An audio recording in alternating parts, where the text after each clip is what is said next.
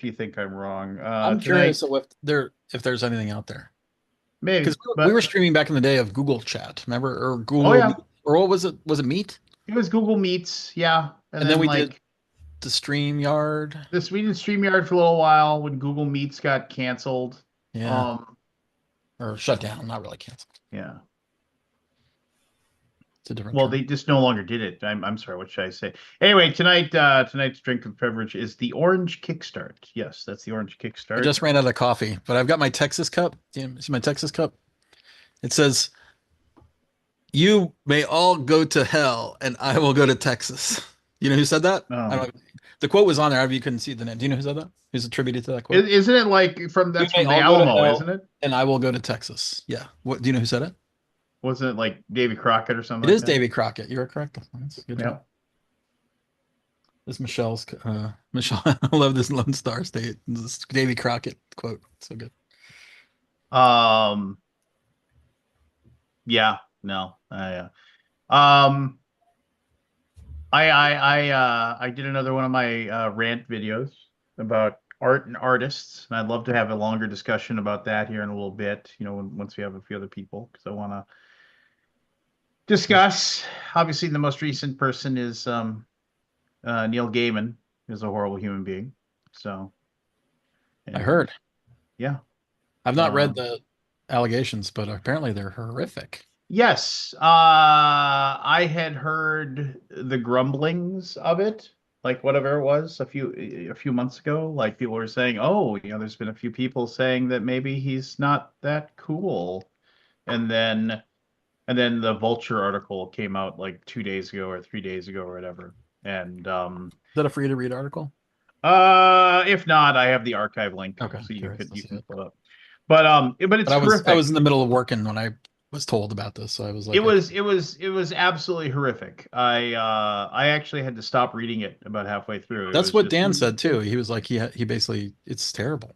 well, no, I Wow. mean it was like it's one of those things where you start reading about the things that allegedly he did, I know. and I know and Kabuki's a then fan for that and then show. you read it, and then it's like, oh, that's horrible. And then you keep reading and like, oh my God, that is also horrible. And then you keep reading and like, oh my God, this just keeps getting more and more horrible. And then you get about halfway through and you've read so many horrible things. You're like, I want to take a break. I just can't read about this stuff anymore. I'm a firm So believer in what you put in, being careful about what you put into your mind, you know. Interesting. Um, and so Confession. sometimes, you can, for me anyway, I can go, and now I've reached enough to make a judgment, and I Yeah. don't need more details because I don't want that floating around my little gray cells. well, I went back and read it all. I went back and after I took a break and you know whatever like went and sat with one of my dogs for a little while. I Well, went and you're a big fan, if I'm not mistaken, right? yeah, I am. I mean, and then I found out that he basically stole all of Sandman, or like the he was inspired by another author and Allegedly. never well allegedly yeah, and then never gave them any credit or whatever.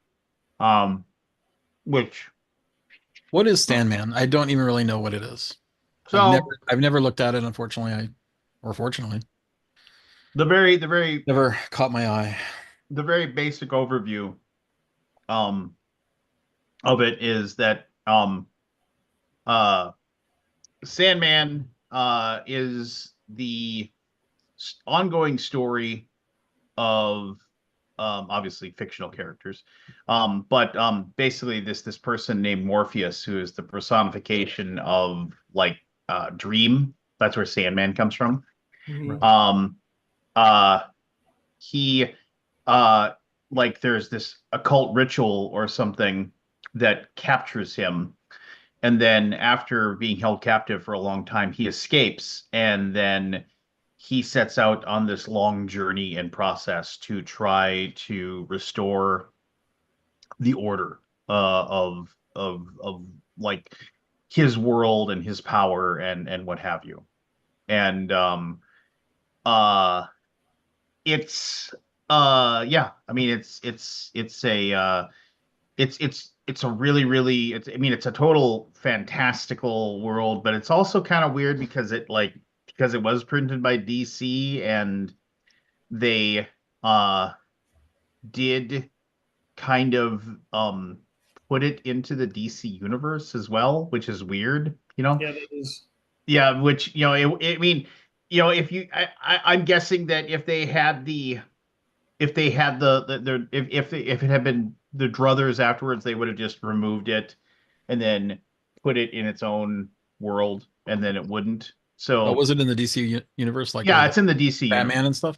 Yeah. So there is some weird stuff, but I mean, basically, as it went on, there was just just like because he he has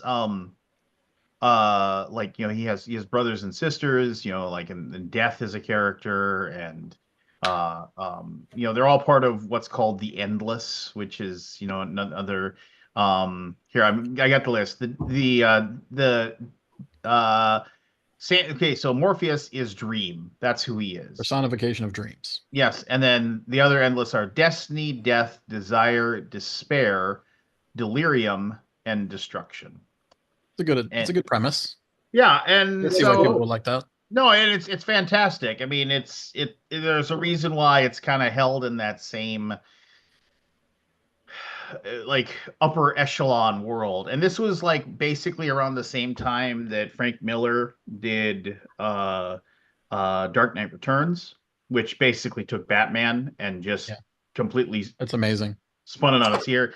And it's when Alan Moore did The Watchmen, Watchmen, which which is which is amazing too. it's all kind of just right around that same Like a uh golden age almost. yeah, Like early it was 90s. um yeah, I Was mean, it or late so 80s?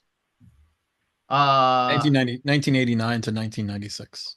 yeah. So I mean, I I definitely, it was one of those things where um I can remember somebody loaning me like the first comic of Dark Knight Returns, and like, hey, you should read this, it's really good. And like, I wasn't a big Batman guy at the time, I was a big Spider-Man guy.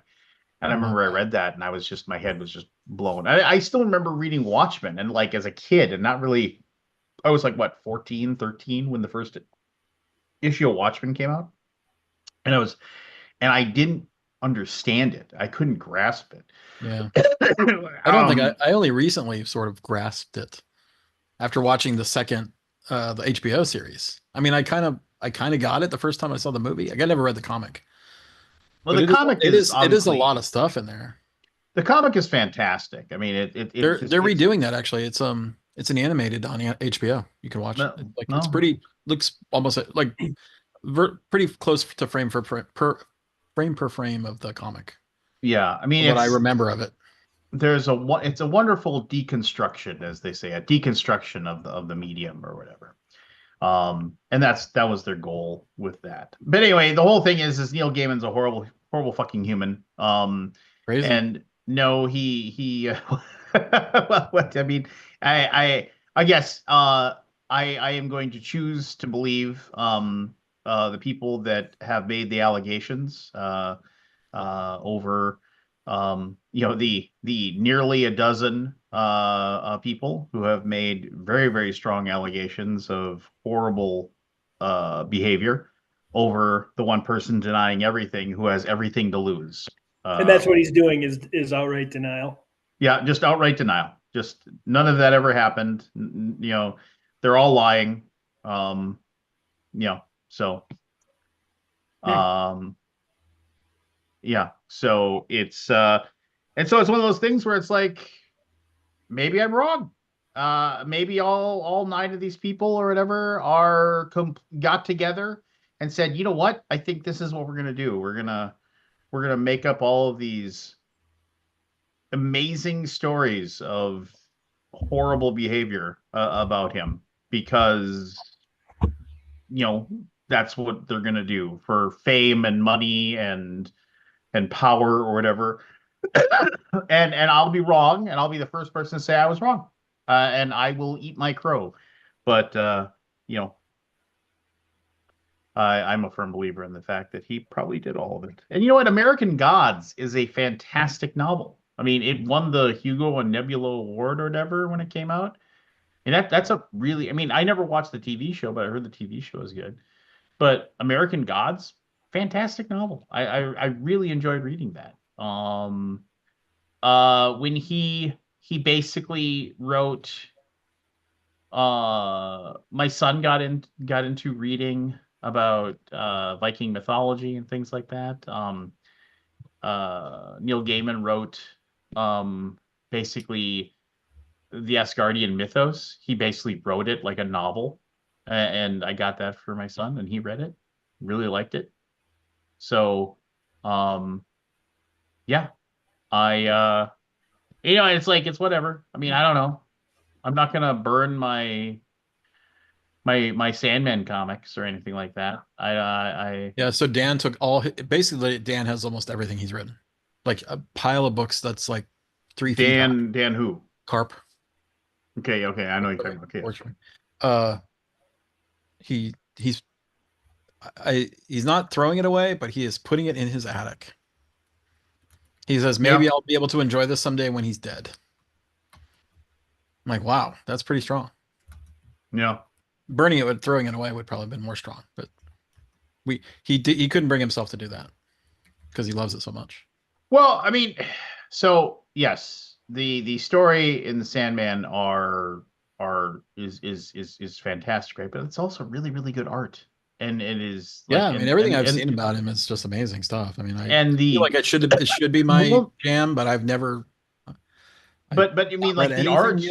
Well, you know what? The one thing of Neil Gaiman I've read is the Sherlock Holmes story with the Cthulhu thing. And that's a really good short story, which is amazing. It's an amazing little 5-page short story. So good. Yeah. I mean, the bottom line is even assholes are talented, right? Yeah. I mean, look at the people on this call. Exactly. Well, speak for yourself. I mean, geez. Okay. 2 of the 3 of us are talented. Well, no, and I'll just say this really bothered me too because I made a comment on my Facebook page saying, hey, you know, like I probably read all of Sandman, like I said, like 15 times in its entirety. Like I'm gonna read Sandman, and like I just started cracking open the trades and started reading them. And I mean, I said this really, really sucks. And then of course somebody in the comment said, oh, was he found guilty?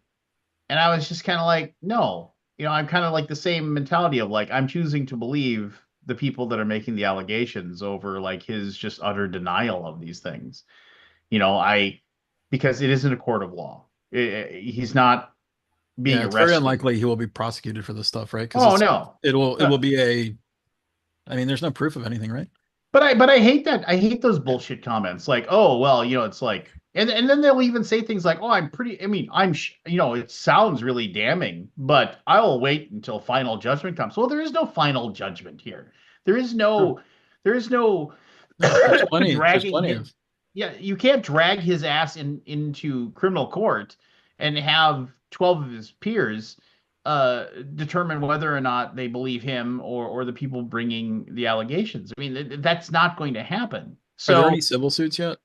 Not yet. I mean, I'm assuming maybe there will be. Well, I mean, there might be like a statute. I know that the New York lifted that statute of limitations. Yeah. On the Me Too thing, you know, and that's how I'm not going to mention his name anyway, whatever. Yeah. No, I got. You know what I'm referring to. Yeah, I know what you're referring to. Yeah. And but I don't. I mean, that just makes me really, really angry at those people. I mean, that say those things like, oh well, you know, it's just like, you know, I don't want to dive too deep into this, but I mean, like one person said, well, you know, when you get falsely accused of something, you know, I guess then we can have another chat. And I said, well, actually, I was when I was in my early 20s. Like, and I think I've told the story to a few people, and it's just. It was one of those things where it was, you know, I was accused of something that had zero merit whatsoever. I was investigated and exonerated. So I mean, it's like, and so I said, yeah, that shit happened to me. So let's talk. And then they were like, and then of course they scuttled off like a fucking hermit crab. And you know, it's just like, yeah, and I just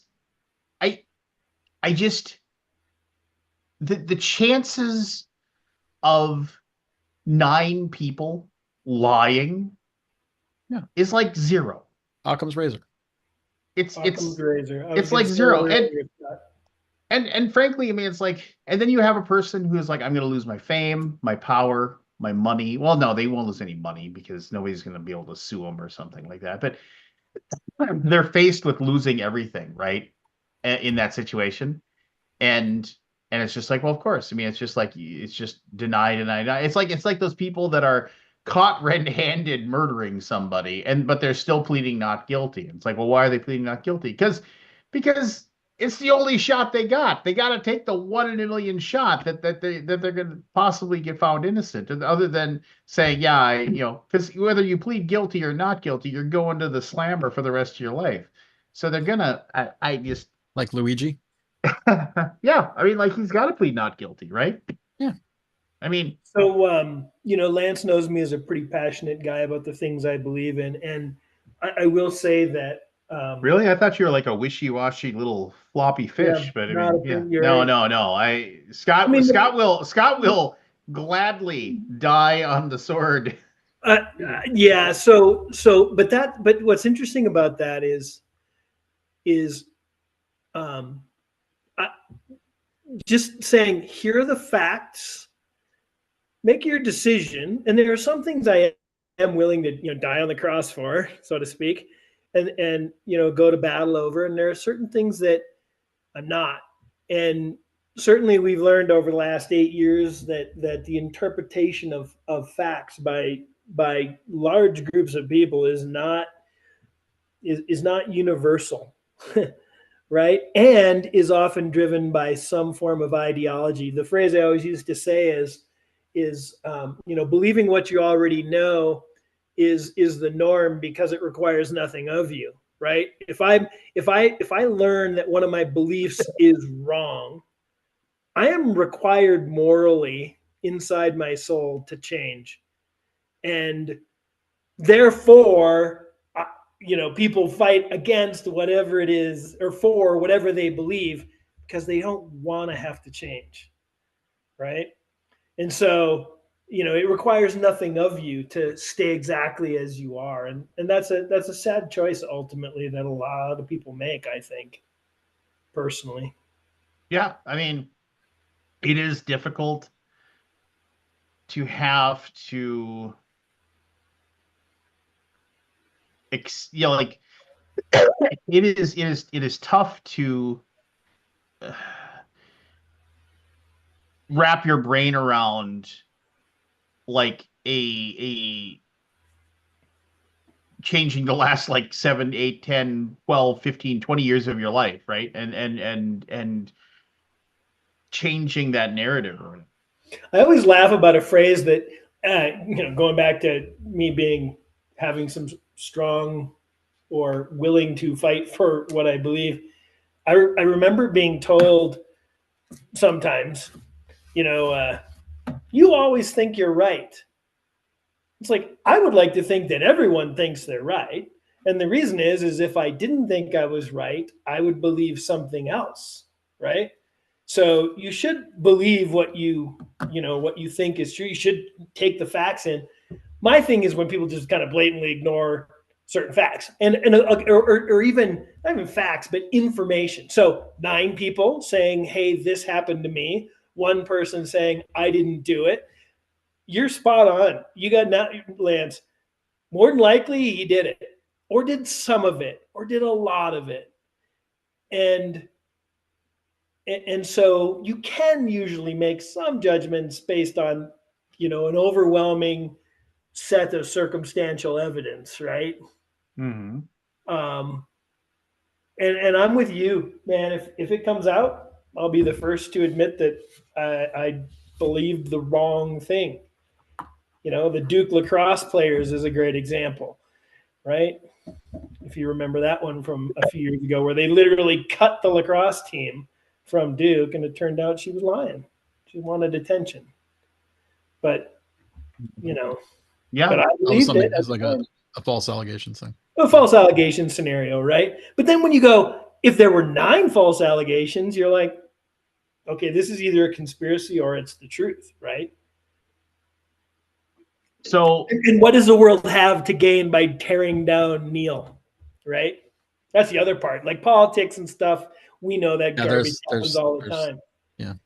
I mean, just go to his Wikipedia page and you can read all the allegations, and you can and you know, and in one case he already like made a payment to her. One of them, like, you know, to like basically a hush money payment, you know, like kind of thing. Like if that isn't damning, I don't know what I mean. I don't. Uh I mean, here's his response. He's denied engaging in the, you know, like, I'm not going to dive in, dismissed one incident as his misreading a situation. Um, like his representatives have claimed that the women initiated the encounters, and none of these occurred in the presence of his children, which somebody has made that allegation. In a blog post responding to the coverage of the allegations, Gaiman said there were moments I half recognize and moments I don't. He denies engaging in anything non consensual, but does say, I could have done so much better, and I was trying to do the work needed. You know, it's like one of these things where it's like, just, oh my God. I mean, it's double talk and like, yeah, I don't know. He's a horrible human, and yeah, I mean that's fine. I mean, it's like I don't know about you guys, but I don't think I've ever misinterpreted a situation. You know, yeah. and sometimes when you read these allegations, and I won't use the descriptions of them, but they say, you know, and then he did this. It's like, for me, it doesn't even occur in my mind to do that. You know what I mean? Like, you know, taking somebody's hand and doing this. You know, or you know, climbing into a tub with a lady without being invited. We were talking about whatever, and then he walked into the bathroom while I was in the tub naked. I'm like, I would never do that. It would never occur to me to do that, right? Anyway, I just yeah, no, it's all awful, and I'll be like I said, I'll be the first one to admit I was wrong. If like, but yeah, there you go. That isn't my grievance though. Here's a in a lighter note, a minor grievance. Occasionally, my wife will send me a link, and this is mostly for the longest time it was a TikTok link. Now there was a time and period where she'd say, because I don't have TikTok on my phone, I don't want it, I'm not going to download it. Plus, it's going away forever, right? Did you see Mr. Beast is looking into buyer? I have no idea. Sure, maybe. Who cares? But the whole point is kind that of entertaining. My wife will send me a link, and because of like the way messaging works now and everything, like you get that preview of the video. The link. Like, yeah. Oh, it's a video. Okay, you know, it's like it's a new recipe or something, and I'll click on it, and it'll take me to the thing, and say, download the app to watch this, and I'm not going to download the app, and it was so. It was something that I was really interested in. What I would do is I would copy the link, I would send it to my email, and then next time I was on my computer, I'd watch it on my computer, because you can still watch a link for TikTok on your computer without having to download I see. It was trying to get you to install the app. Yeah, and I'm not going to. Sure. But now it's like these insidious, like my wife sent me a link for like a hotel, like, oh, what do you think about staying at this hotel? And it's like, oh, I'll click on the link. Oh, download the app to look at the hotel. No, just let me watch it. So don't you yearn for the days of yore of the internet was so simple and easy and not commercialized, exciting? There's nothing. There's different. I yearn for the internet of the 90s. My wife. So when you Alta Vista'd something. Yeah. Hasta La Vista. So there was a website in the winter for me, it gets dry and I'll get nosebleeds a lot, just because it's, you know, it's like too dry. Yeah, and it's just and you know, I just, you know, whatever, you know, shove a Kleenex up there and just, you know, deal with it. But it started happening with my wife too. She'd wake up in the morning after sleeping, and she was like, "I'm gonna get a humidifier for the room." I was like, "That's fine, whatever." So just to basically, so the room isn't dry where we're sleeping, and so she buys this humidifier for the room, and it's like, and the humidifier has an app, like. It's just like you gotta be kidding me. So my CPAP machine has an app. Yeah, of course it does. Yeah, keep track of my breathing. Now, to be fair, the lights on my aquarium, which you here, I'll just see back there. The lights on my aquarium. I forgot you had that aquarium. Oh yeah. The lights on my aquarium, they have an app. I can't adjust them without the app. Like I got them, and I was like, oh, there's gotta be a switch on this side. Nope. They're completely Wi-Fi'd. The only way I can change the lights on my is to download the Fluval lighting app. The Flugel app? Yeah. Yeah. I'm sure I'm exposing my age here, but anything that requires an app or where I can find that information somewhere else. And I'm not into board games that use an app.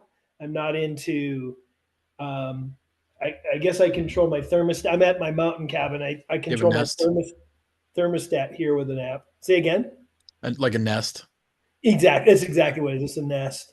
But which makes sense. We Airbnb this place, right? So I have to be able to, get in there and, Remember that game?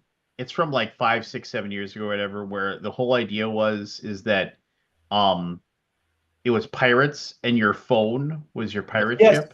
Yeah. And like that sounds like so cool, right? But that game was doomed because there is no way on earth anybody doesn't want to have their phone in their hand checking their social media while they're playing a game. You're telling me that I can't look at my social media and play this game? That's a funny line, Lance. I had thought I the wrong text at the wrong time. Yeah, it was just kind of like, it was like the phone's just ship. Yeah, I don't want to play with a pirate ship. I gotta see what X has. I gotta check my blue sky. That's a grievance of mine though. Is people like when I board game, it's largely phones down. Like the person who and then you go, hey Bill, it's your turn. You're like, huh? Oh, let me think. It's like pay attention to the game. Fine to be on your phone, but pay attention to the game. Yeah.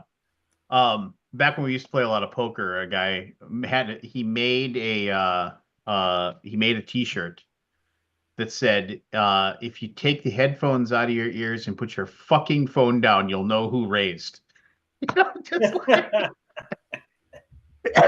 because inevitably somebody go, who raised? Who raised? Just right. And he'd be just like, no, if you weren't paying attention, you don't get to know. And we're like, nah, just tell them. Yes, Kabuki, World of Yoho. I played that a few times. It was a lot of fun, but I'm not addicted to my phone. I'm not that guy. So that. Well, I'm not addicted to my phone, so it doesn't affect me. That's right. But I feel bad for you, Lance. You should feel bad for me. Making it up to me, cash is always good. So just go ahead and send me some of that. I'll think about that a little bit. It's one of my favorite lines from Boardwalk Empire, where the guys try to go and kill Nuxie or whatever, and they fail, and the guys, the assassins are.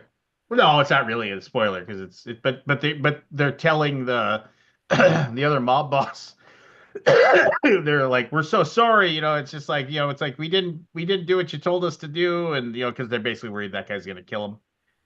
And then he's like, it's like, don't do, it's like, we'll get him next time, we promise. We got a surefire plan, and it's like, we apologize, and if there's anything we can do to make it up to you, let us know. And he's like, well, it's like, I believe that you'll try harder next time. And as far as how you can make it up to me, cash, money is always a good. That's funny. Money is always a good idea. Yeah, but Boardwalk Empire has that actor who was in Men in Black as one of the Men in Blacks as the alien, like the alien you could see the future. And so every time I see him in Boardwalk Empire, I always think of him in Men in Black, where he's just this like super innocent, thing, and then in that show, of course, nobody's innocent, right? Yeah. I don't know if you know who I'm talking. I don't know who you're talking about, but I'll believe you. It also had the guy who plays well, in upcoming next season, new Daredevil. The actor that played Daredevil was in Boardwalk Empire too. Oh yeah, I was looking at that preview today. Looks violent. Good to see that Deborah is in it. Oh yeah, I was gonna say your bestie. Is gonna have a job. I've never met her. Whatever. Only talked to her through Zoom. Didn't you? You were at the freaking table at the playing the games with her, weren't you? No, I was. No, we were. That was remote. What? Where did I? She was in the hot games room that one year. Oh, you must have not gone or something. I did not. I was not there that year. Oh yeah, we were having fun. That's why you. Was that 2023? Maybe, I don't know. I think that was 2023. She came to Gen Con. Yeah. Yeah. But I've talked to her many times. Let's just say that I've not face to face met her. But I'm glad for her because I don't think she was. She was not originally cast in that show. From what I played. I played. What's the racing game from Days of Wonder? Heat. Yeah, I played that with her. I guess that's my claim to fame there. You have met her.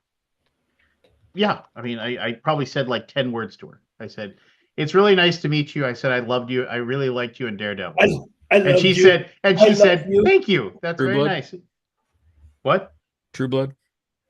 Well, I mean, I didn't want to say that because then she'd know I'd like seen her naked. So I just would rather like just be able to say, "I really liked you in Daredevil."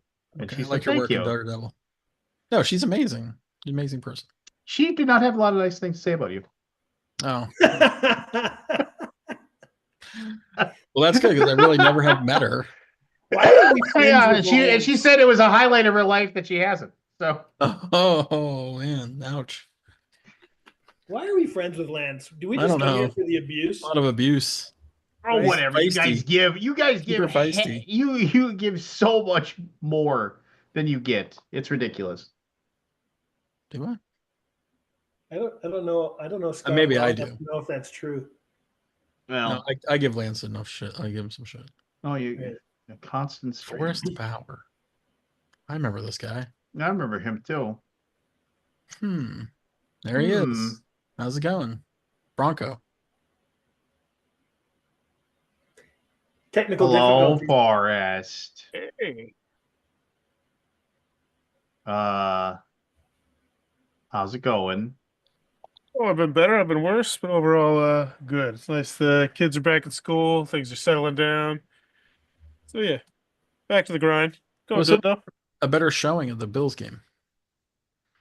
Was it? You had a good start. Yeah. I was talking to my kids, and I was like, as soon as they took the lead, I was like, I don't know if we're ever gonna get that back. Yeah, it's probably not coming back. I mean, for a moment there, you had them on their heels. Yeah, I mean, we were house money. Like everybody said, like as a Broncos fan, I was like, yeah, I think Josh Allen's gonna kick the snot out of us, but I'm just happy to be here. It's just like, plus for the future, as a season ticket holder, it's like, oh, I was looking at the games next year. It's like there's gonna be some really nice profitable ones. Hopefully, looking for some good money over the next 5 to 10 years if he stays healthy. Plus, I did find it entertaining that the Chiefs did not beat the Broncos. Yeah, we beat the snot out of them. Avoid facing the Bengals in the playoffs. Oh, that's malarkey. You don't think they were resting their players. The fix was they were resting because here's the thing. Here's the thing. If Patrick Mahomes gets injured because he plays even one snap of that game, no one will ever let that like that would just be like there's no reward at all for the Chiefs. Sure. Like they're locked in at one, getting a 1-win season. Who the hell cares? They're here for that three-peat. So yeah, this whole narrative, they weren't going to play no matter who was getting into the playoffs. So if you live in a world where the Chiefs weren't happy that they got to face the Broncos over Joe Burrow, you are insane. Yeah, but they didn't. That's not the reason they didn't play their starters. They were not going to play their starters. But they didn't play hard. It was a happy accident. that it's like Whoa, they What was didn't the play score? Like hard. 31 to Well, that's because we almost beat them at full strength though. 38 to 0. yeah, Carson Wentz showed us all why he's a backup. Yeah, Carson. I love watching Carson Wentz fail. Like I really don't like him. Like on a personal level. Forrest, are you why? in Because Denver? he's just nice. No, I don't remember why. I don't remember why he's on my list, but I don't like him. He's like I've met him a handful of times. He's like one of the nicest human beings you'll ever meet in your entire life. Like he asks you, he's like, "What's your name?" And then as you're leaving, you're like, even if it's just like 5 minutes and he's signing a jersey, he's like, he remembers your name, shakes your hand. It was really nice to meet you, Lance. You have a great day. I'm gonna guess it's vicariously through my wife because she really did not like him. Well, that's fine. She's a Colts fan, so she got some pretty bad Carson I Wentz. mean, as a on a personal level, the guy's just, I mean, he's a good dude, but as a football player, well, he sucks. So he wouldn't have got injured. Well, he's got a ring. He's got a ring. Scott? Yeah, he got his ring. So did Nick Foles. Got all the glory. I was just asking her are you in Denver, Forrest? No, I'm in Indiana. I'm just. But you're a Broncos fan? Yeah, Broncos fan, season ticket holder. I thought I was going to live in Denver long time ago, so I signed up for season ticket holder, and then it took like 10 years to get him, but then I finally got him and realized all I have to do is go to one game a season, sell the rest, and the game pays for itself, and it's just a free vacation I get to take every year, pretty much with a different person. Amen. I'm in Denver, so that's why I was asking. It's a good racket. I love Denver. Love Denver. I love Denver too.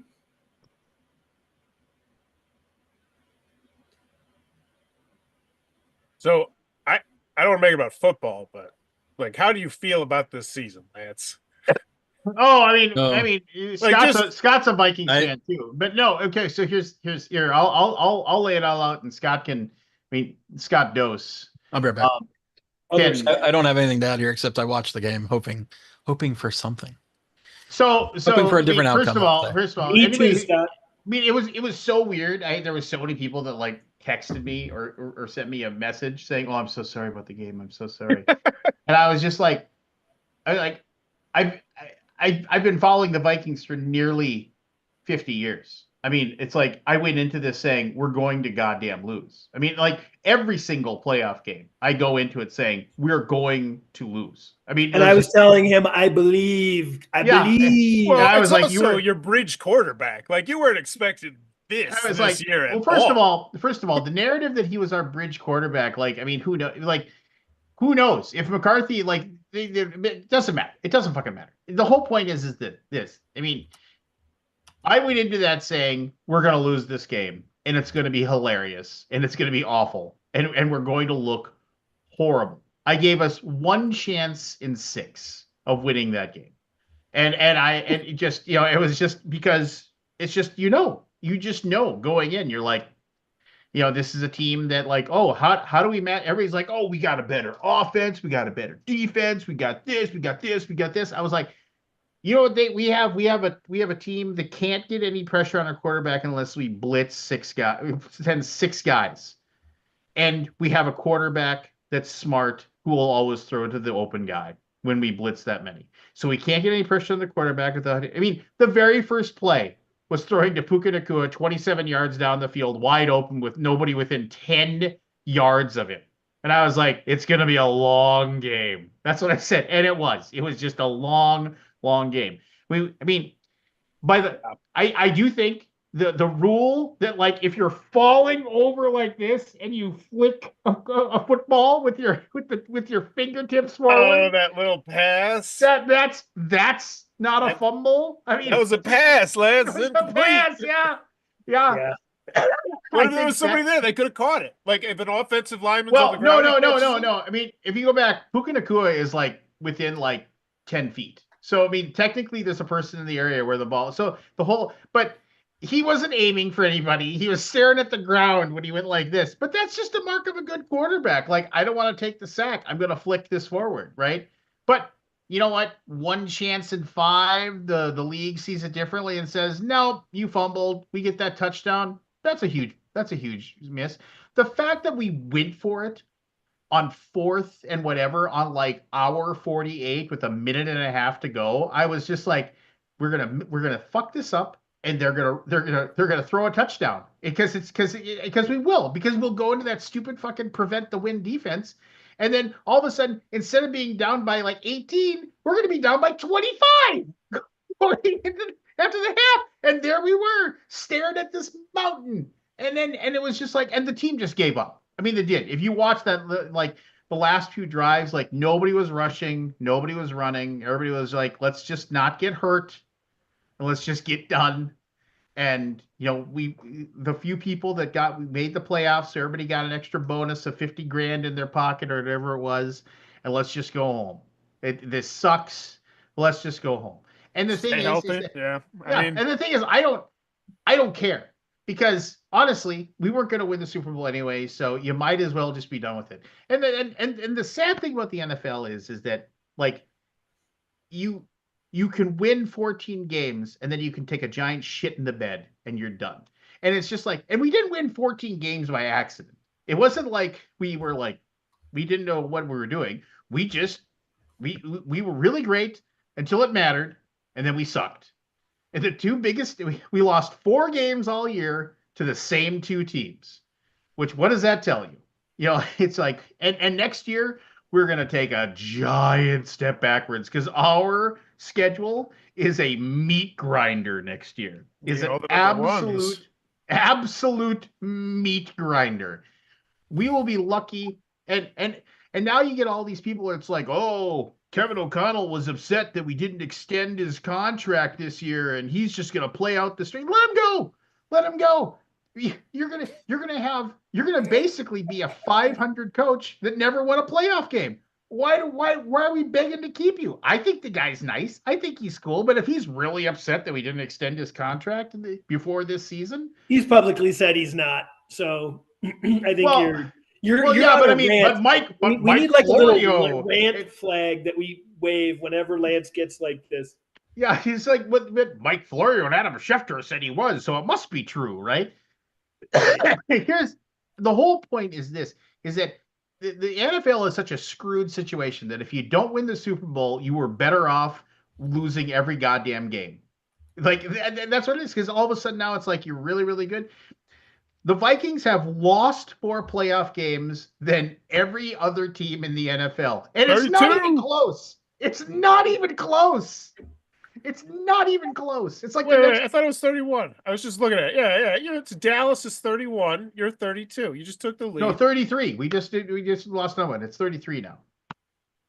33 is not how much of the Bills lost? As you were learning. Well, they're not in the top 5. Top 5 is Minnesota, Dallas, Pittsburgh, LA Rams, Green Bay Packers. Are as a You're number 1 loser, huh? Yeah, number 1 loser. Yeah, and as a team, we have the highest winning percentage. Like we're like the 4th best winning percentage. I know, what a season you had too in the NFL. Great. And we're like, what a great season. Yeah, you had the greatest meme ever. That John Daly meme was the best meme ever. Oh, it just kept going every week. I'd see it up. What is the John Daly meme? Is it the Minnesota John Daly standing next to like Tiger Woods all nicely dressed? It's like the Vikings or the Lions having their greatest season of all time, and the Vikings fucking around with Sam Darnold, bridge quarterback. And it was having to say it's a picture of John Daly wearing like the garish pants and the Santa beard. He's smoking a cigarette, and he's just like lounging there, and like he's just keeping pace with. I saw that meme. I swear not for like 10 to 12 weeks running. See it. Like every week, it just kept getting updated. 14-2. Greatest meme. Lions having their best season in franchise history. Vikings messing around with Sam Darnold. 14-2. It was a fun season. Don't get me wrong. It was a fun season. It was fun to watch, and I want. And the thing is that if we re-sign Sam Darnold, I am going to scream, because we just need to let him go. Because I think you need a better line. Well, no, we do totally. Which is why we need to stay with the rookie next year, come what may, and spend some money on offensive guards, because our guards are horrible. Our our edges, our offensive tackles. Christian Darrisaw is a Pro Bowler. He, got hurt, in week 8 and was gone for the rest of the season. But Ryan O'Neal is like Pro Football Focus, the 3rd best right tackle in the league. So it's like our center is average, but our guards are horrible. So it's just we need a running back. We need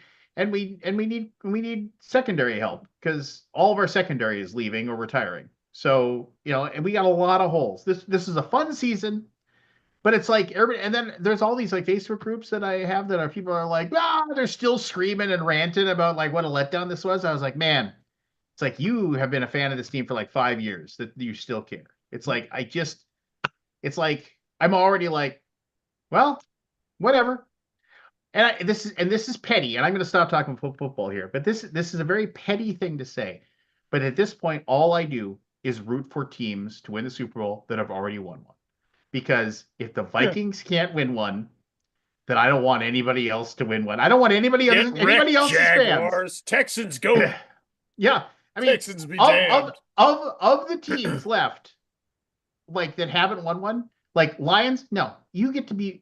Oh the yeah, narrative, that'd be some salty. the narrative that I hear, it's like, oh, you have no idea how tough it's been to be a Lions fan. We've sucked for so long. Okay, time out, and that's fine. If you disagree with this take, that's fine. You can disagree. Which is worse, like almost making it to the top of Mount Everest, like coming within like all I gotta go is 10 more feet.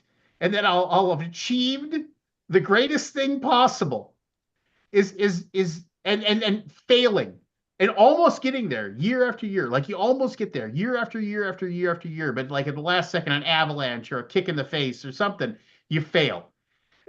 And there's some days where only you get about halfway up the mountain. Maybe there's even a day where you never leave base camp because you're so horrible you can't go. But you almost make it over and over and over and over and over and over again. But you never get it. But you taste it. It's like the dribblings fall into your mouth and you can feel just how glorious it'll be if you can just get it. Or if you've sucked and you've never left base camp ever. Which is worse? Is worse? Sucking. I mean, no doubt about it. Yeah, sucking is worse, dude. Making the playoffs is at least is something. Yeah. Oh no, I've been pretty happy with Dallas seasons, at least making the playoffs. Yeah, not making the playoffs at all really sucks. You have hope. The worst is when you're like when you're in those win or go home games and it's like November. It's like first of all, you're wrong. We could just you're wrong. But the other thing is hey, what's worse is whichever one you're in. The Men in Black. We mentioned Men in Black. There's that scene where I can't think of his name. Tommy Lee Jones is like using their super satellite so he can look at like the girl that he was in love with, but then he saw the alien and they made him become a Men in Black representative, and so he basically had to give up in his whole life, and he vanished, and she never saw him again, and he's been pining away for her forever, and he's like checking in on her all the time, and then Will Smith sees what he's doing, and he's like, oh, that's the girl, huh? That's the one you're still in love with, and he's just sitting there, and he's like, mind your own business, and he shuts off the TV, and he says, well, you know what they say, better to have loved and lost than never loved at all. He says, oh yeah, try it. Just like, and it's like, so yeah, bullshit. It's better to have just been horrible forever than never have like tasted the possibilities. I've talked to Lions fans that after when they lost in the NFC Championship game last year, they were like, I was miserable for like a week. I couldn't think of anything but how miserable I was, about how horrible I was. I was like, man, I've seen like 4 losses in the NFC Championship game. I'm just like, whatever. Well, that sucks. An hour later, I'm like, play some Slay the Spire or something. I have about a 1 hour grief period for the Cowboys these days. Yeah, I mean, it's just like, whatever. Add it on, After Tony Romo's fumble in Seattle, my expectations are 0 now. Oh, I mean, when we got when not only did the Saints, but the league fucked us out of our Super Bowl back in 2008. What happened? The whole He's not fact that, wrong. The what? I walked outside and I screamed at the top of my lungs when that What's his game was name? over. Oh yeah, that was what's his name? Brett Favre? Yeah, I Oh, Brett Favre. screamed. Yeah, Brett Favre. I Yeah. screamed at the top of my lungs. That was so great, dude. There are And some then I drove home in epic 1,000, like 100 YouTube miles. videos of people like breaking the TV with Brett Favre. That's so great. But by the next morning, I was like, whatever. I know. Well, That was that's just like, that's good that it only lasts a day. I mean, but I remember I was sitting there just like, because, and the reason why I will say this to the day I die, the reason why we lost that game wasn't Brett Favre's interception, wasn't the fact that the Saints were fucking cheating to the point that people on their team were like, a coach, a defensive coach was banned for life from the NFL, that the head coach was banned for a year. Like, flags fly forever though. Notice I don't care anymore. It's not that big of a deal. But flags fly forever. But not only did the reason why we lost was all that year. I told everybody they're gonna fuck us. The Vikes are they're gonna do something. We're all happy now. We're all happy now, but they're gonna pull the rug and they're gonna ruin it, and we're gonna feel horrible, and it's gonna suck. And I told that to everybody. And I was watching that NFC Championship game over at my buddy's house. And I was sitting there and I was pacing back and forth. I was so nervous. And at one point I said, we are going to the Super Bowl. We are going to win this game. We're going to win it. And then it was like God waited and said, there it is. Make it happen. Throw across your body, Brett Favre, for the interception. And he did. And then we were effed and we were done. And I was just like, and I hate I hate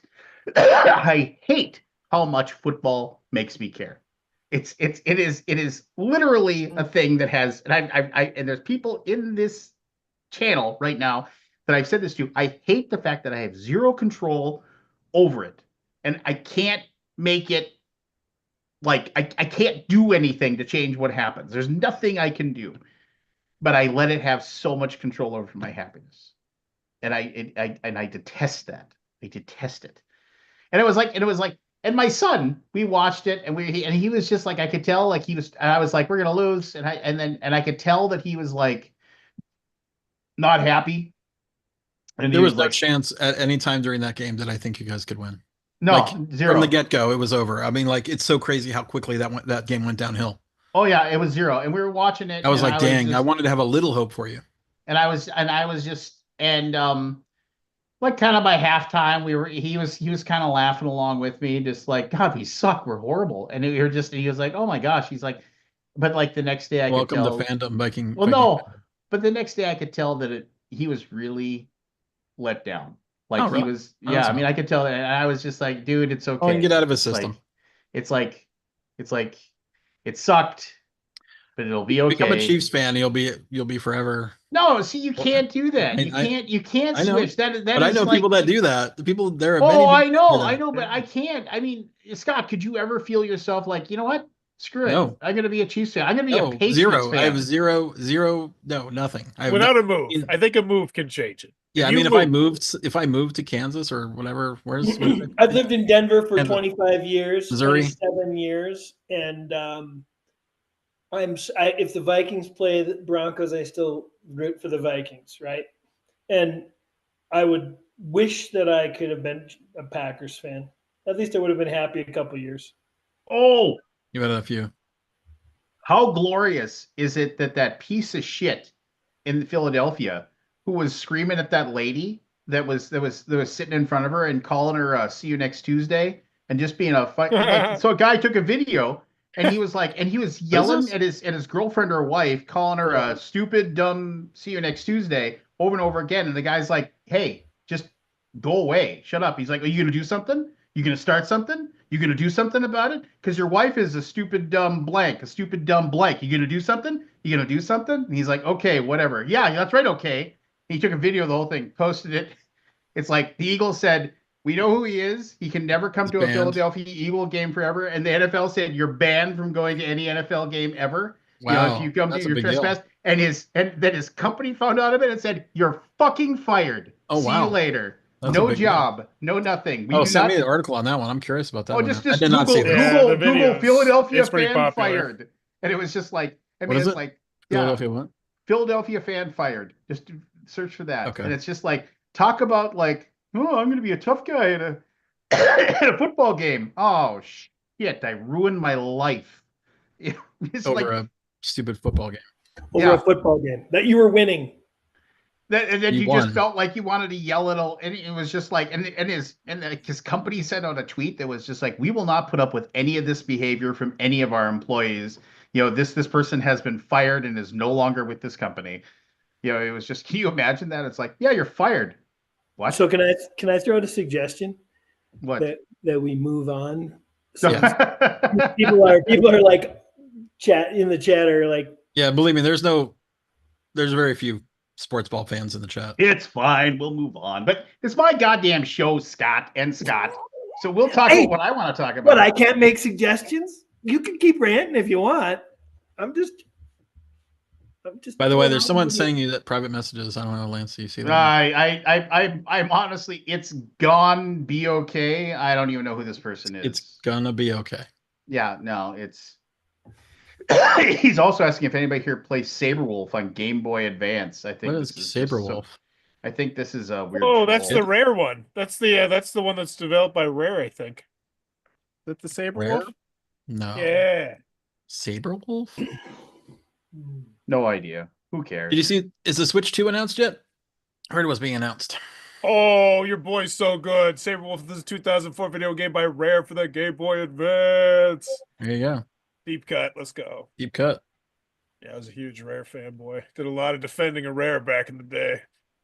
Saberwolf was going to be a big, big title for them. I remember posting on GameSpot.com about how great Saberwolf was and how Rare was the best company.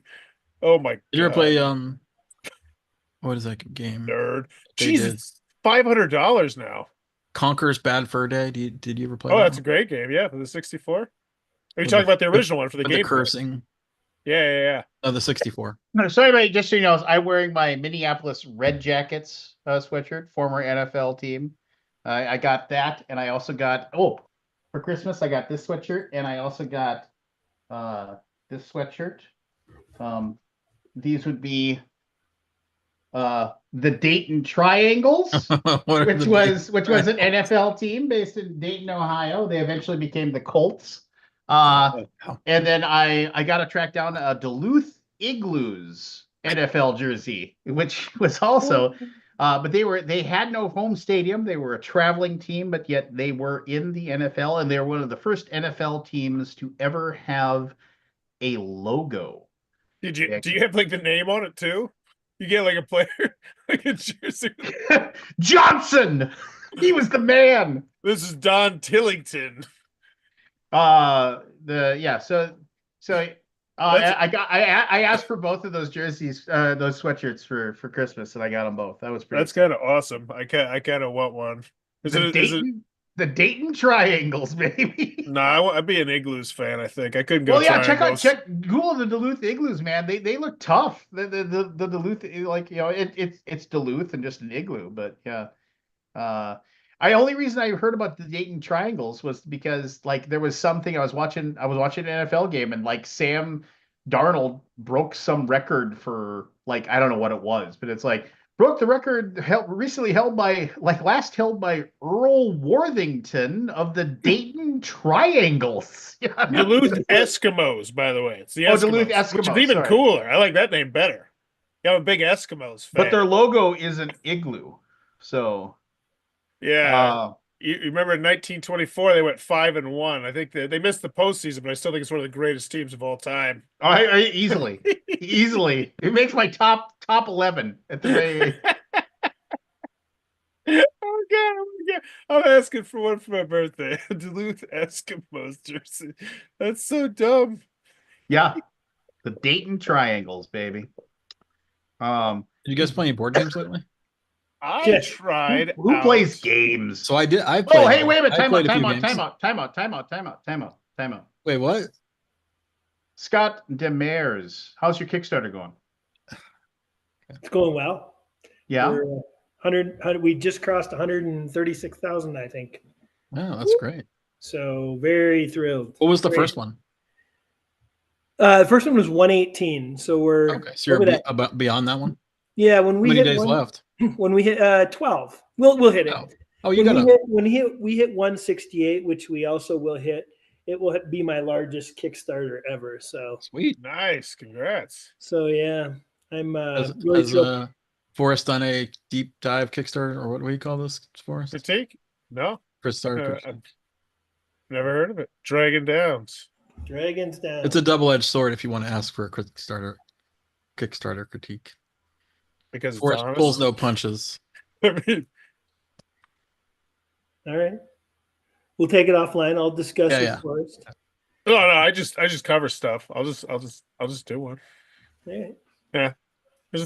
So Dragons Down is a reimagining of Magic Realm from that sounds familiar. It's Magic Realm is a game from the 70s that I'm 58. I'm the youngest person ever to learn how to play it by myself when I was 10. This is where Lance gives me shit when I say that line, but it's well. True. Then why say it if you know you're gonna get shit for it? I mean, but anyway, go ahead. Well, I just don't. It doesn't matter what I say. You're going to give me shit for something, so I might as well give you a lead. But Magic Realm is my favorite game of all time. It's also really complex. Avalon Hill rated it a 10 out of 10. 1 to 16 players. 4.5, 6. How many pages is the second edition rulebook of Magic Realm? It's like I forget. There's one that's 130 pages, and then there's one that's 300 pages. Oh my god, this looks awesome! I want to play it, but I don't want to learn. I want to learn. Well, you should play Dragons Down, honestly. I'll teach you. I'll teach you Magic Realm. Oh, well, there you go. You got someone that'll teach you. I'll teach it to you. But Dragons Down is a reimagining. It's an homage, is what it is. And it's brings it into the modern world with the 32-page rule book, of which about 15 pages of it are appendices. But it's very much an emergent narrative fantasy adventure, overland adventure game. So go out, loot treasure sites, kill some monsters, complete missions, interact with the locals, die a lot. Oh, it's Mr. B. Yeah, I'm in. Yeah. I like the swings he takes. I really like a lot. I feel like all of his games are, for the most part, baseball pun. Oh, I love that base. Are you a fan? What is that called again? It's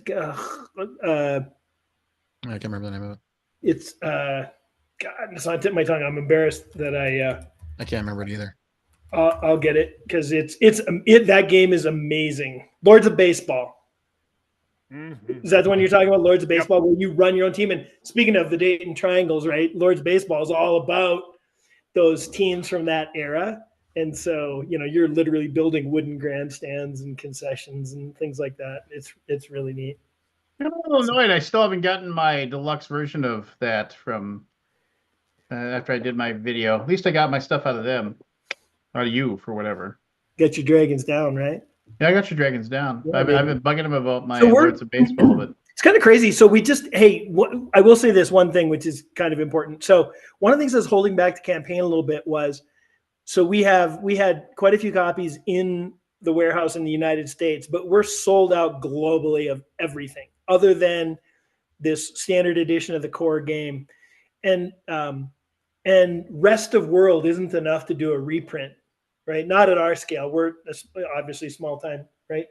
So if you wanted, so we didn't offer the core game because we weren't going to reprint it. They're all here in the United States. So you had to buy it and have it shipped over there. We just got a solution today where we got 100 copies into a distributor in Europe. And so all of these European backers now are going to be able to get the core game so then they can jump on the campaign. I sent out the update right before I joined this call. Oh. And when they wake up in the morning, they're going to see that. And I'm thrilled. Nice bump. What's that? It'll give you a nice bump. I would think so. And especially, is it one of those EU friendly things, or is it a, Oh no, it's arriving at a distributor in Europe, and people will be able to buy it at. So they won't have to buy the imports. Yeah, they won't have to pay VATs or whatever. Correct. As a matter of fact, the way they're going to get it is call your local game store. This company doesn't sell direct; they don't sell to customers, so it'll be go to your local game store. And so that actually throws me a lot too, because none of my games make it into distribution, right? They're kind of boutique games, not necessarily cheap. And so in this case, we're going to be able, we got, X number of copies that are going to be able to go through this distribution, and you can support your local game store in buying it. So that makes me really happy. So, yeah. Anyway. Speaking of distribution, did you guys see that Diamond distribution declared bankruptcy? I didn't. Yeah, it's a big deal. They're like a pretty key distributor. Like I think they owe something like, I don't remember how many millions. Let me see if I can find the press release. Yeah, I wouldn't. You're talking about Diamond Distributors or whatever? Yeah. Yeah, that's crazy. I found an article that showed how much their what do you call it? Creditors are owed. They're really big on a lot. They're big in like Pulp Fiction and stuff. Isn't that what their specialty is? For a long time, it was comics. I don't know. So sorry. One last Duluth Eskimos. Jesus, more football. Here, this is more for Forrest than anybody else. You were asking for a name. If you get a jersey, get Nevers on the back. Ernest Alonzo Nevers, a Hall of Fame fullback for the Duluth Eskimos, has set an NFL record that still stands by scoring 40 points in a single game. 6, 12, 18, 24, 30, 36. How? Did he kick? Was he on defense? I'm gonna guess he was I'm guessing he was kicking as well. I'm guessing he must have kicked. But he scored 40 points in a single game. And he also set a record for scoring 6 rushing touchdowns in a single game, a record that remained unequaled until the New Orleans Saints' Alvin Kamara accomplished the feat as well.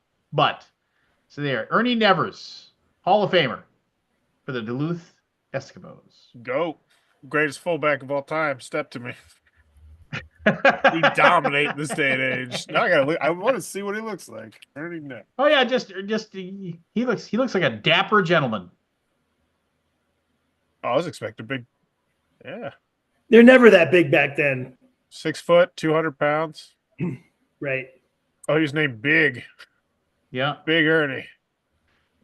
5 yards and a cloud of dust. But right. There you go. Third and 14. Well, that's clearly a run play.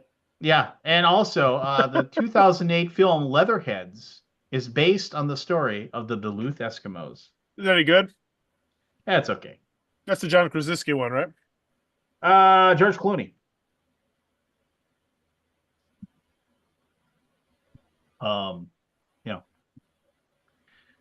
Anyway, Duluth Eskimos. I gotta get a hoodie at the very least.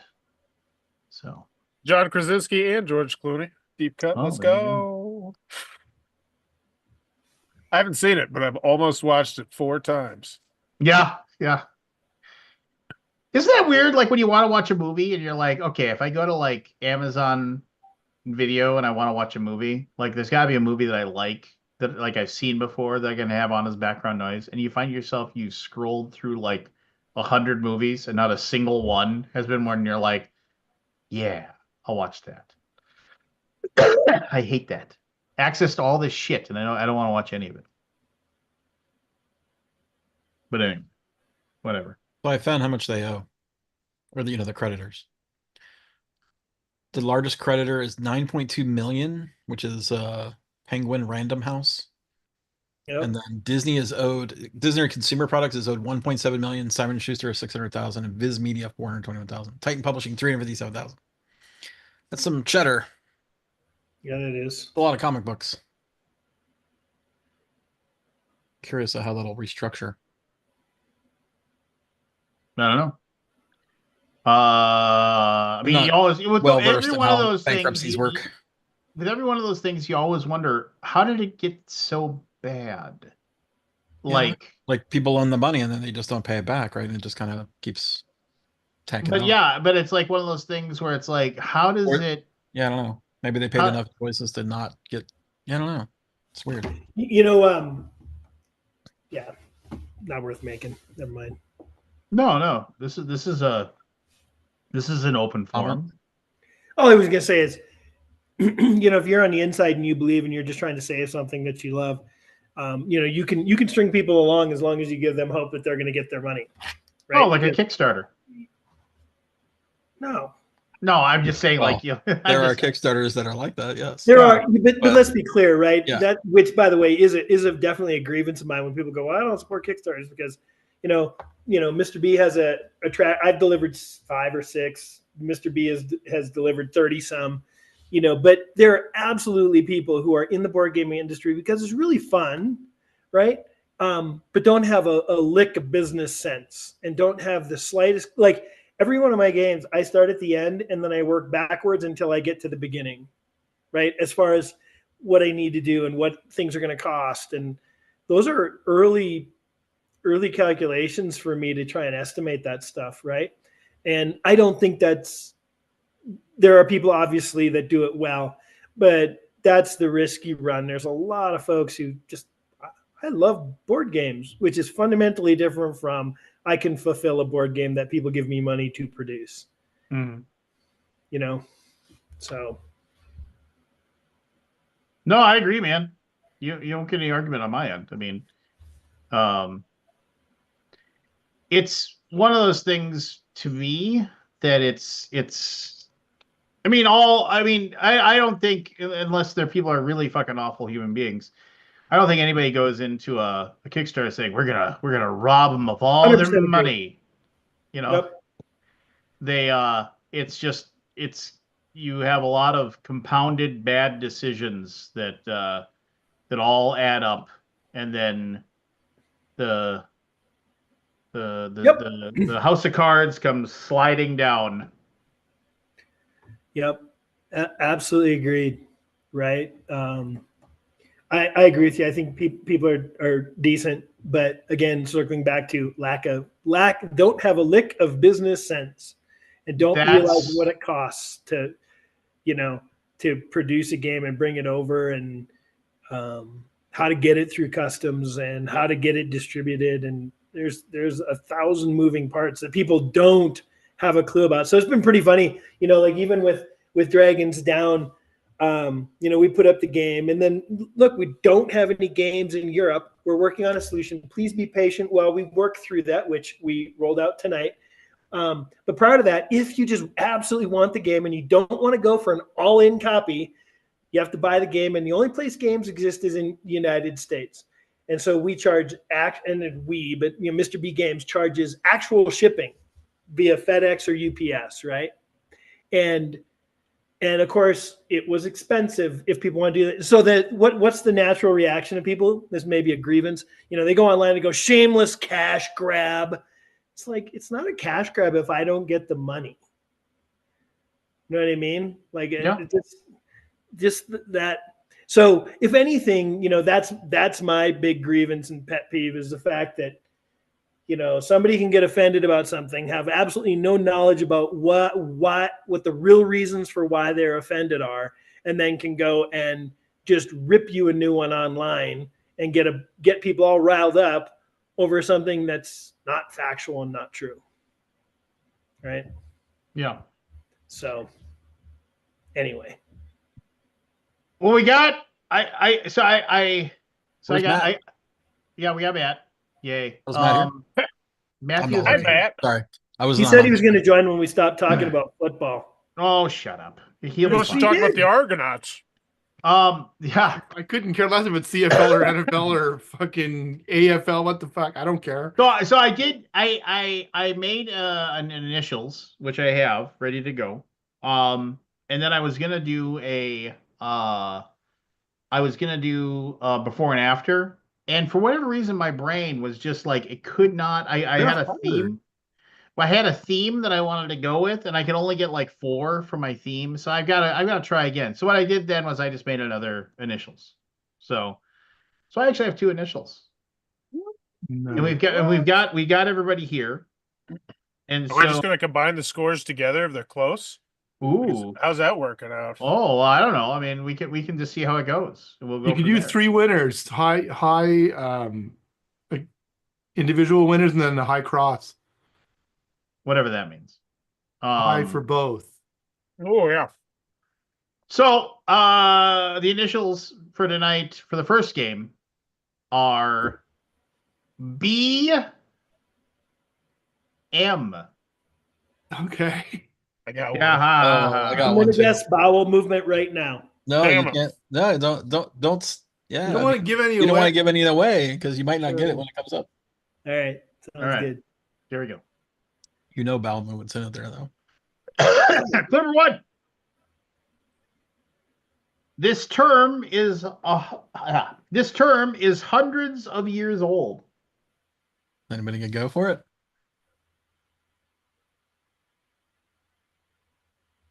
Number two. This is commonly connected to parties.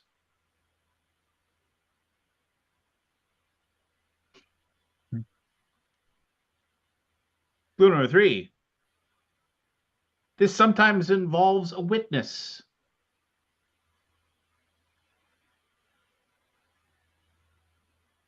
What are you eating, Forrest? Bean burrito. Awesome.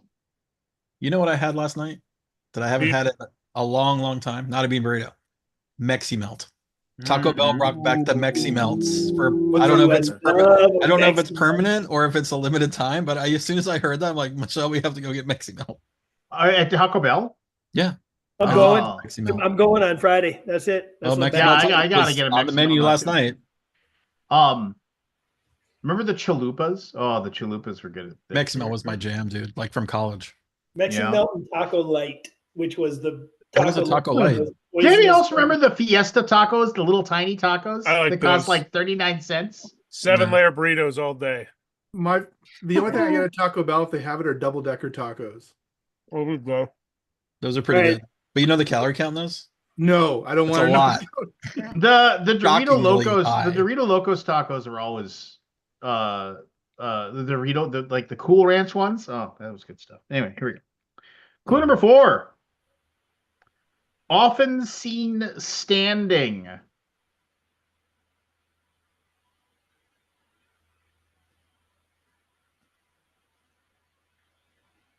Forrest. Go for it. Bridesmaid. Pretty good. It's Good one guess. word, by the way. That's one word, by the way. Yeah, yeah. Bridesmaids. 5. That's the one word. Oh, okay. Known for their speech.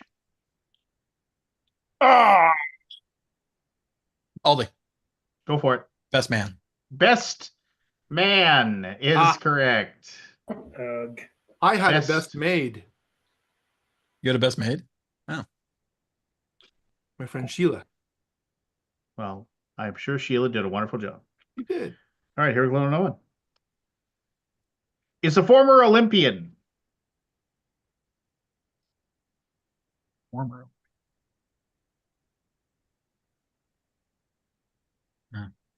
Number 2. Appeared in Quentin Tarantino's movie Kill Bill. God. Number 3. Commonly found in Africa. Aldi. for Oh, it. fuck. Black Mamba. Black Mamba. I is gotta get this correct. Kill. I love Kill Bill. I You gotta beat get me this like by one. like half a second. Oh man. Nicely done. Number 3. Number 1. Debuted in 1986.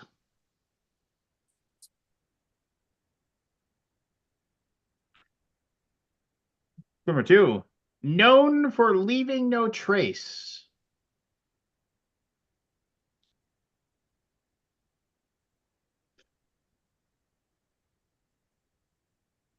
Number 3.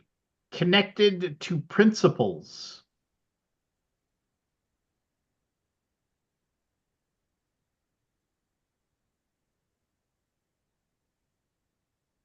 Number 4. Connected to BlackRock.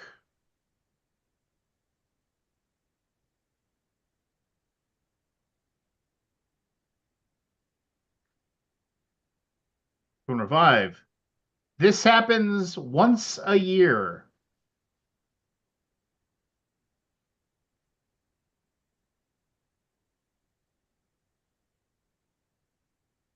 Final clue. This festival features the igniting Force of Scott. Burning Man.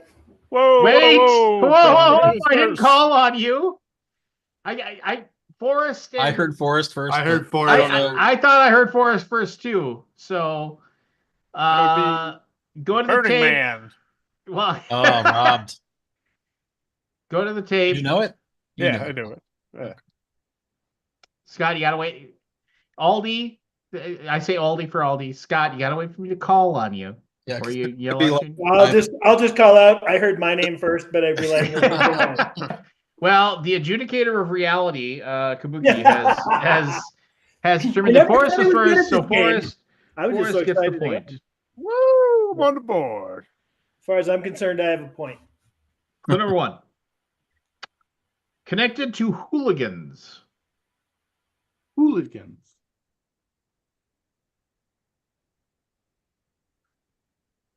Clue number 2. Got their nickname from a wrestling legend.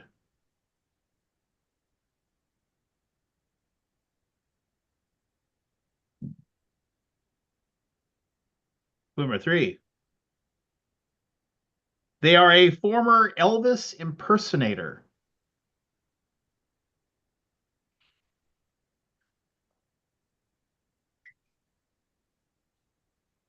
Clue number 4. Has been a part of multiple Super Bowls.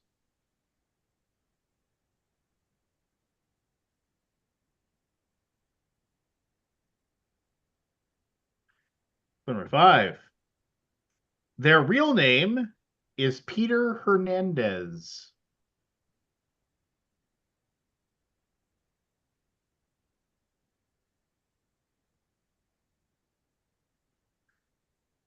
Final clue. Was lead vocals on 2014's Uptown Funk. Force Matt. Forrest. Bruno Mars. You know what's funny is I thought that exact thing about 3 clues ago, and I was like, but I couldn't remember his name, and I go, well, I'm not going to Google it. Well, you're not allowed That's to- good. Sometimes you got to go for it in this game. Yeah. No, believe me, I wouldn't have come up with Bruno Mars. I knew that's exactly what I was thinking of. I could picture him, but I couldn't. Couldn't I was place like, it. Did you guys hear me say my name? I did. Yeah, It was but after- Forrest was way ahead of you. Fair enough. I just wanted to make sure. Yeah, no. It wasn't Okay, even so as you close weren't- as when You weren't Forrest screwed out. was. Screwed out. Yeah, Well, screwed. the last week. Yeah. I just wanted to Your As a voice Vikings totally cut fan, out. Matt, as a Vikings fan, Matt, I was screwed. Forrest was the Detroit Lions to my Vikings, and Lance is helping continue this by choosing Forrest. Saying, Oh, yeah. Did you hear that official replay assist will now be able to do face mask penalties after this season? That's good. That's about damn time. Oh man, this game's forever now. So No, that's so easy to see though. Like that one is not. Like it's the only thing they're gonna do is it grazing or is he actually grabbing it? But most of the time it's blatant, like neck jerk stuff. It's like, really? Did nobody see the neck jerk? Yeah. All right, here we go. Clue number 1. Is that the first penalty that's reviewable by instant replay? Well, they did have the instant replay. They actually instituted for pass interference penalties, but then they got rid of it after 1 year. Oh, okay. Clue Yeah, number 1 that's annoying. was both heard and discussed in the movie I Am Legend.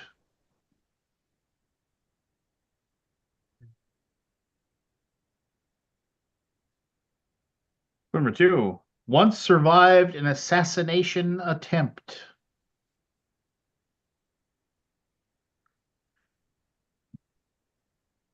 Clue number 3, originally known as Nesta.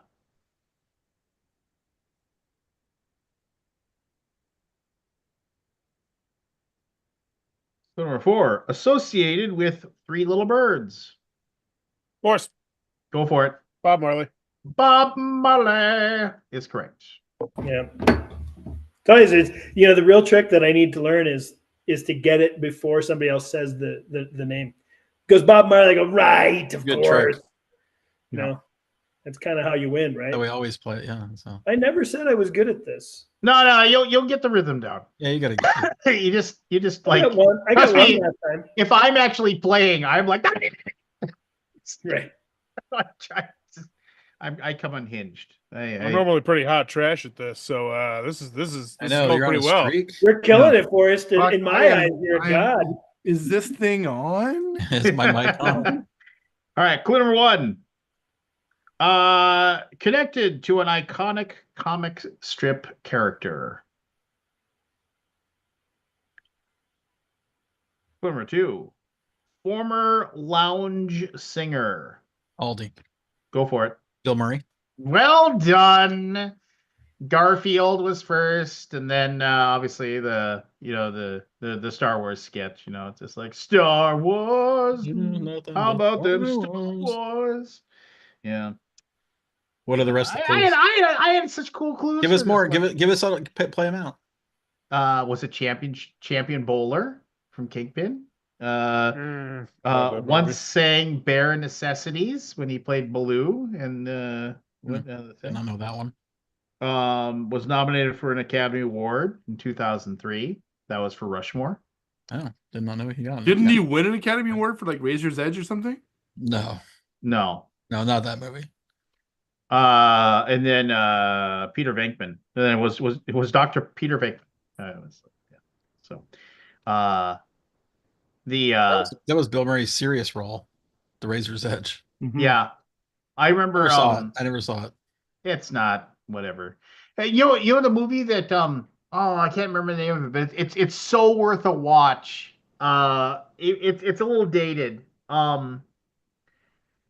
He plays a bank robber, and they're trying to get out of town with the money. Quick Change. Oh, I love Quick that Change. movie. My God, Yeah, it's Quick so Change is a amazing. great movie. It's a great movie. Randy Quaid and So great. There's so Gina many Davis. things in Gina that movie. Davis, maybe. Yeah, Gina Davis. Yeah. Yeah, Quick Change is it's. I don't know I if it's love the streaming part with anywhere. the street jousting. Yes. What is this movie? Yes, it's so weird. Dresses is up so as the weird. clown We had to it at, rob the we had bank. it at my theater that I worked at. Yeah, Quick Change. Check it out if you haven't watched it already. All right, here we go. Clue number 1. This started in Pennsylvania.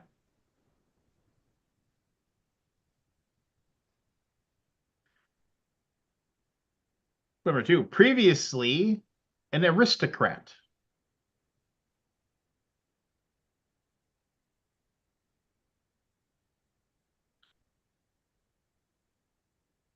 Clue number 3. Went nationwide in 1968. Aldi. Go for it. Big Mac. Whoa, Aldi, way to go. Good Nice. call. I almost Yeah. got it on the first one. It was originally called The Aristocrat. Yeah, that was the no. I didn't know that one part. There you go. 2 all beef patty, special sauce, lettuce, cheese, pickles, onions on a sesame seed bun. I know. I I told thought you you guys I said worked at two- McDonald's, right? I thought you said 2 Aldi's. To all these patties.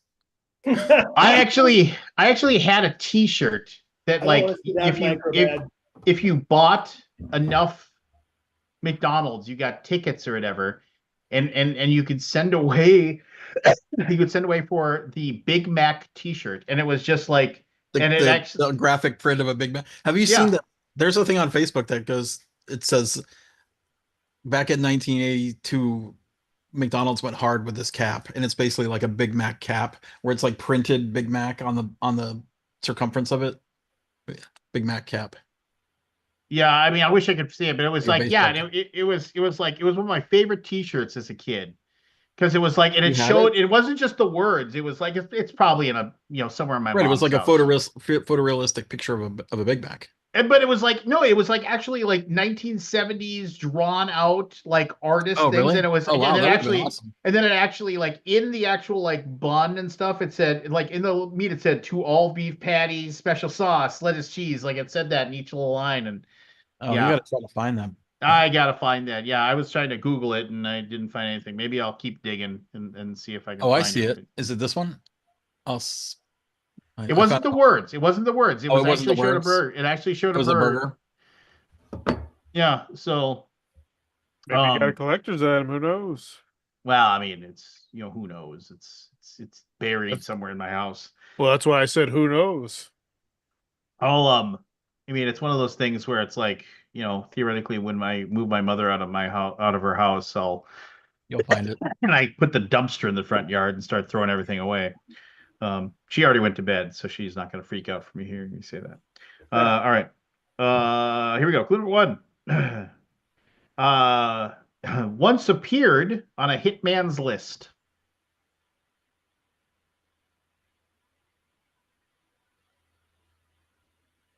Clue number two. Hallucinates a lot.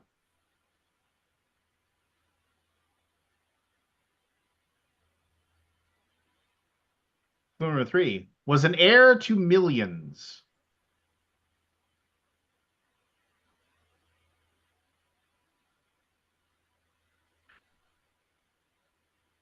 Clue number four. Famously lost in a spelling bee. Aldi. Go for it. Billy Madison. Billy Madison. Couldn't get it. I knew the one for the Hitman list. I just couldn't remember the stupid name. You would steal 32 sack lunches. Doyle's rule. I like the shampoo and the conditioner. Shampoo gets the hair nice and clean. I make it soft and silky. Me and her, we got it. No, you didn't. Hell, you could imagine. Hmm. That's such a good movie. It is. It's such a, such a good movie. That's one of those ones I can't wait to watch with my kids when they get old enough. It's like, oh yeah, we're gonna do some Sandler because my 11-year-old's starting to get into Sandler a little bit. It's like, oh okay, we got some good stuff. I've watched Gilmore with my kids. Gilmore's solid. Happy Gilmore. Yeah. Happy Gilmore too, baby. You just call him Gilmore. Well, yeah. I mean, if we're talking Adam Sandler movies, and I say, yeah, I've watched Gilmore, you're gonna know what I'm talking about. Took me a second. Yeah, it took me a minute. I'm like, what are you talking about? Gilmore Girls? No, I did think that. Happy Gilmore 2. I can't wait. I can't wait. Happy Gilmore 2 is gonna be so amazing, and even there's if it gonna sucks, be so many cameos in that. It's gonna be ridiculous. Oh, it's gonna be ridiculous. Making a Gilmore 2. Yeah. I mean, Notice what I did there. It's sad. It's sad that Bob Barker and is Shooter McGavin Carl Weathers still alive, right? Shooter McGavin's still alive, but Carl Weathers and maybe they can bring him back with AI. I hope they don't. Or CGI, not AI. I just but that's happening. Yeah, I know. I didn't know Ian what's his name? Ian McDermott? Aliens guy. Who? Oh. Ian McKellen? He died? No. Oh. Not Ian McKellen. An Ian that died that basically was in Alien, the first Alien. The robot. Really? Oh, I know what you're talking about. Yeah. What's his name? Ian McDermott? It's that's Palpatine, Ian McDermott. No, it's Ian hold on. I have to find it. Whatever, it doesn't matter. We can move on. But yeah, he was they had him in, yeah, no, I know what you're talking about. And they had they basically redid Alien Isolation, which was a decent enough movie. Oh, we'll talk about that in a second. Anyway, there's a CGI Ash. Clue number one. Has been connected to cheating. Clue number two. Features No. I would draw it. I didn't fully. Clue number two. Features bibs. Clue number three. Known for Scream Tunnel. What? Known for what? Known for Scream Tunnel.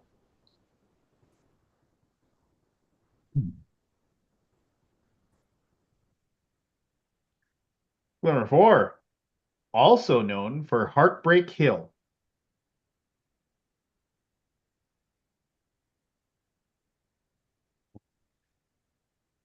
Clue number five, there is no age limit.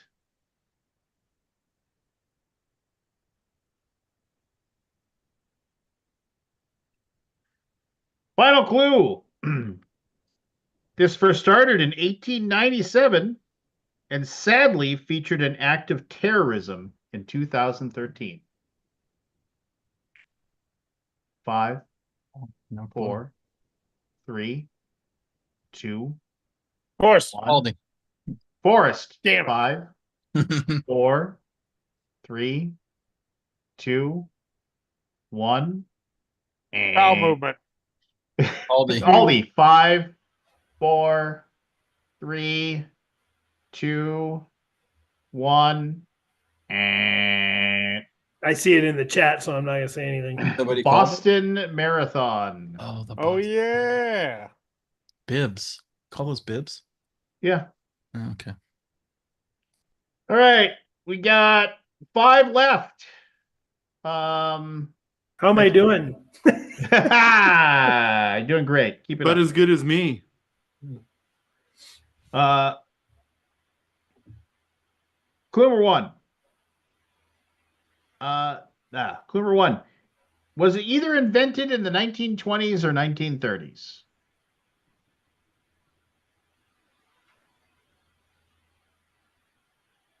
Clue number 2. Loosely associated with Lady Gaga.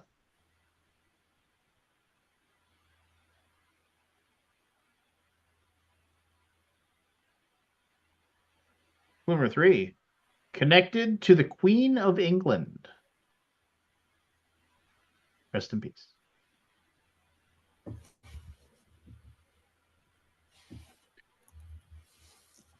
Clue number 4. Often connected to chanting.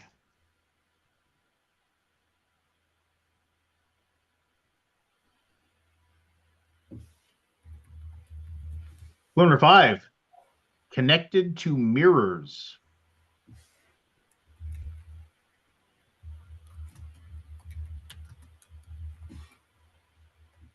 Final clue. A vodka drink containing Forest. Forest. Bloody Mary. Bloody Mary is correct. Good one. Nobody Four drinks left. in Canada. Yeah, I But love it's Bloody Bloody Mary. Marys, man. Did you ever Those play are the Bloody Mary good. game? What do I Like want to the be children's haunted? game? Bloody Mary? I remember playing that as a kid. You never played that? Like in the mirror in the dark? Yeah, you have to go Yeah, into yeah.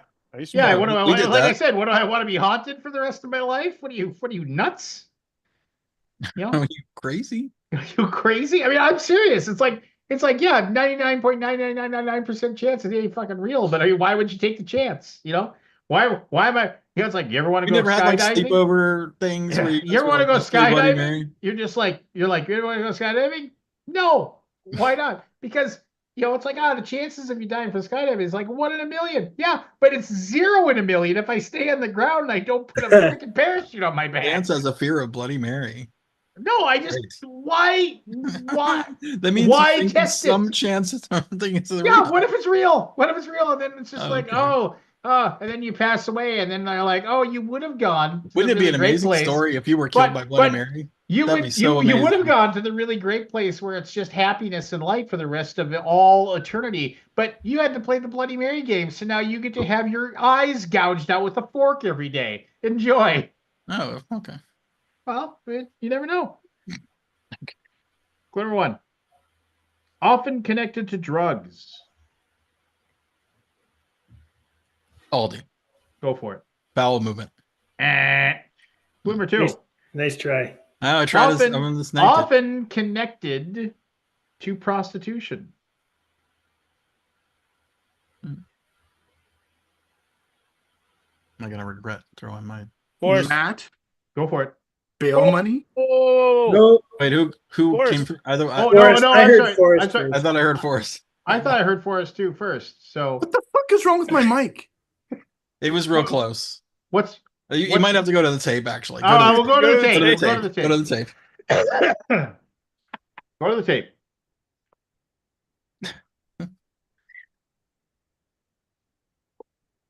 Going to bed, bud. All right. Love you. Good night. See you in the morning.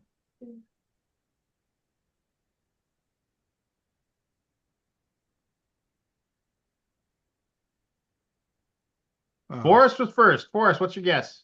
Black market. Black market is correct. Oh, see, I wasn't even gonna guess that, so that's fine. Oh, what was your guess? Bail money. Oh, All right. 3 left. Tied at the top oh, with Forrest and Aldi. wow. Woo, Clue doesn't number happen often. 1. Tight game. Seen in 2017's The Shape of Water. Maybe I should connect to like a fucking VPN in Minnesota. So there's a buzzer. There's a buzzer thing we can play with. It's like like everybody would have to hit the buzzer on their browser, and it is synced. Clue number 2.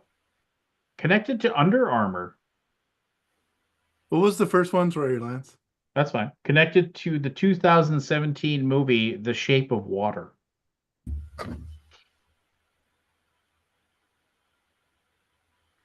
Clue number 3. Connected to The Wire.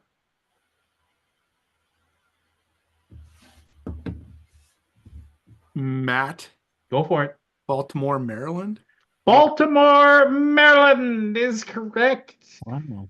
And Nice. Matthew is on the board. Canadian. Yeah, I was gonna getting say it US. like that. So, hey, I Scott. guess The Shape of Water was in Baltimore. I didn't. Yeah. I The Wire. I knew. That's why. Yeah, Yeah. I knew that too. Scott. Which one?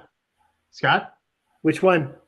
Well, you. I just wanted to I'm make sure your Aldi. mic. I just wanted to make sure your microphone works, Scott. Just It is. My speaking of Mr. B, he's blowing up my phone because we just got some proofs from China, and I've already rejected them because they sent me the same fucking files that they sent me before that I rejected. So ask him where my deluxe Lords of Baseball is.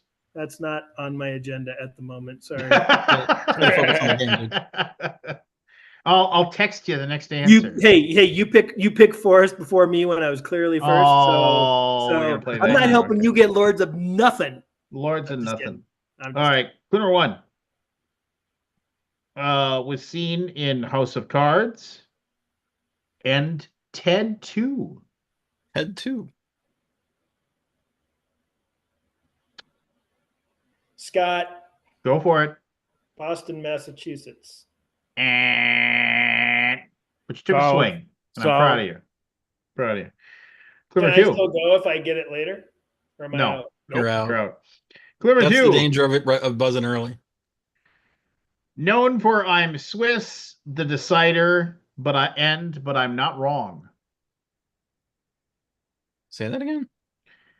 Clue number 2. Known for I'm Swiss, the decider, but I'm not wrong.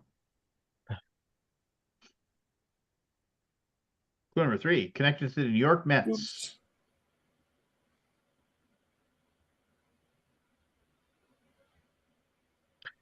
Clue number 4. Wrote and starred in a documentary challenging religion. Aldi. Go for it. Bill Maher. Bill Maher. Or- Bill Maher. He owned the part of the Mets. Yeah, he did. What was the one of my favorite jokes ever by Norm Macdonald was he's like can you believe it? Bill Maher said a tweet or something. It was like because he had Bill Maher had made fun of him, so he's like, can you believe it? Bill Maher has the answers to every single question and he's giving it away for nothing. It's like, it just with how I else? miss Norm. Yeah, with a single tweet, just destroys him. Just like, I mean, it's just like a haymaker, you know. This is the final one. So what were the movies he was in? Ted 2. and he was like a political wonk. He showed up on House of Cards, but yeah, he was on Ted 2. Oh gosh, I don't remember that at all. Go watch. I think it's either House 1 or House 2, like those old horror movies. He was in one of them, like before he was anybody. All right, here we go. Final item. If Forrest gets it, he ties for the win. If anybody else gets it, Aldi wins. Clue number 1. Its origins are disputed, but most likely started in 18th century England.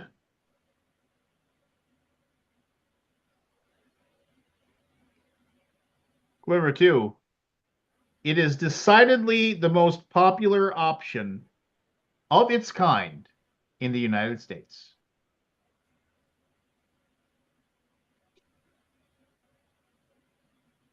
Clue number 3. Connected to mornings.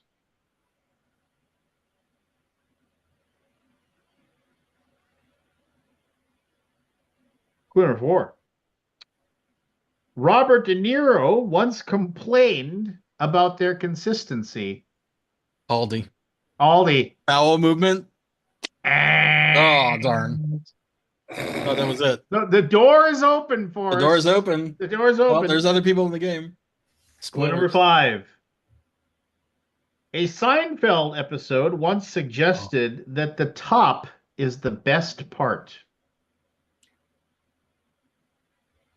I know now. Oh. Final clue. Scott just rang in. Scott, you ring in? First word. All right, go for it. Bran muffin. Matt, Go for it. blueberry muffin. Blueberry muffin. That was it. is- Damn it, the first word. The blueberry muffin is the most popular muffin in the United States. Not the bran muffin. I'll So take that a does- bran muffin with raisins any day of the I week. like blueberry. I like It's my Bran. favorite. I don't like muffins. So yeah. What the It's like, hell? Oh, I don't like cake. I Are don't you a like communist? I don't like cake. I don't know what it is. Like I like I'll tell anybody who'll listen.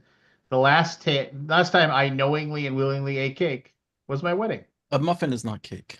Yeah, it is the It's same not thing. cake. It is Yeah, not. it's a consistency. I get it. Man, how do you not like a muffin? I don't know. And especially if it's just a muffin top. I want to. all of them. Wasn't it? Didn't they like start doing muffin tops when Seinfeld, like that Seinfeld thing?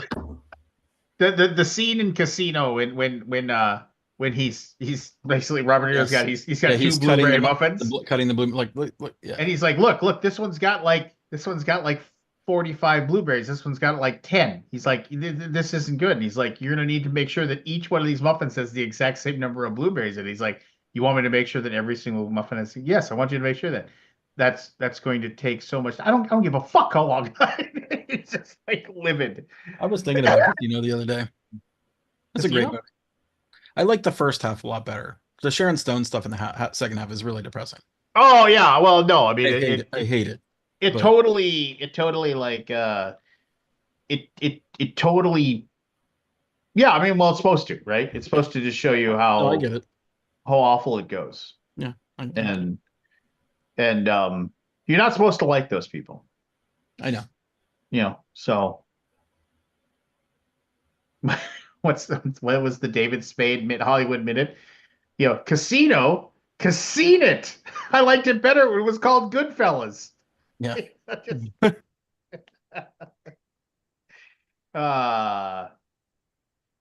Goodfellas Yeah. is great. Robbed did not win the Oscar. Who was great? Casino or Goodfellas got robbed. Oh yeah. It Who got won beat that by year? it was Shakespeare in Love. Yeah, that's a year. Like that- what? Shakespeare in Love or Goodfellas? Which Shakespeare in Love is okay. I Goodfellas. really enjoyed Don Rickles in Yes. in that as well. Oh, was it Dances with Wolves? I thought it was Shakespeare in Love. Dances with Wolves it was solid. First time I saw like- Dances with Wolves, there was a crying baby in the fucking thing the whole time. Oh yeah, you're right. Good Dances with Wolves. Did that enhance or detract? Shakespeare in Love beat Iron. Tough call. I'd say Not we even split the baby close. on it. Yeah, not even close. Saving Private Ryan. It beat Saving Private Ryan. Shakespeare in Love. Right. But does it beat Saving Ryan's Privates? Hmm. I didn't see that Saw movie, it. but I bet I know where I can get it. You never saw Saving Private Ryan? I It was a did. Neither porn did I, joke. actually. He's making a porn joke. Oh, okay. Yes, I was making. I Thank you. missed the joke. Yeah, what I said was, At my Porn version of old Saving Private Ryan. at my old Take Two video, we absolutely had a copy of Shaving Ryan's Privates in the back room. So Did you? Oh yeah, Nice. was it any good? I have no idea. Whatever. No, I mean seriously. I mean, like when you first had access to the back room, then you'd be like, okay, you know. But then after it was like, oh well, you just gotta. It's like whatever. Yeah. So it's like this everybody leaving social media, like, are you gonna leave? No. Like, will you? oh, I can't for my job. I mean, No, like, I cannot. What are you talking about? Well, No. Facebook is instituting policies that are basically going to Oh turn yeah, idiotic. I don't think it's going to be as bad as Twitter. That's my guess. Like, Twitter is just awful. It's rotten. Yep. There's a whole bunch of reasons why I want to leave Facebook.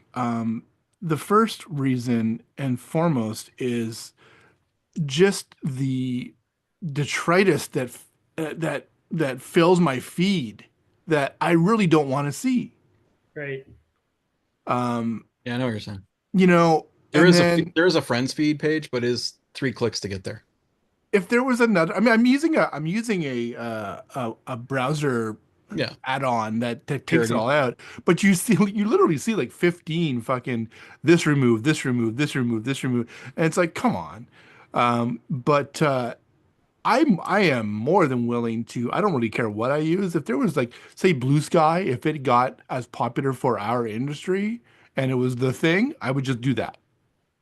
Yeah, I just don't think that format can be that popular. I don't know. I don't think so either. Like those little tweet level things are just. I don't. Yeah, I'm not a concise person.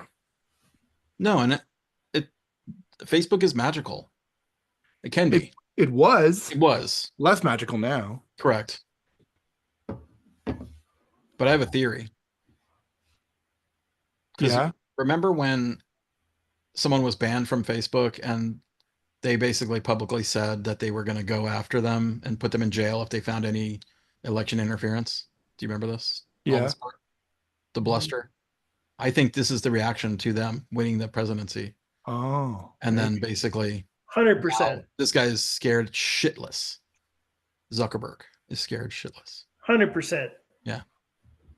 Not even close. That's 100% true. Yeah. Anyway, well, we can move on from this conversation. It's not really that fun. well, no, I mean it's worth. But I think a lot of it will hurt. I mean, I think there is a pretty good amount of people that I follow that are all in the industry that would, if they left Facebook, it would suck worse than it would, already does. Yeah.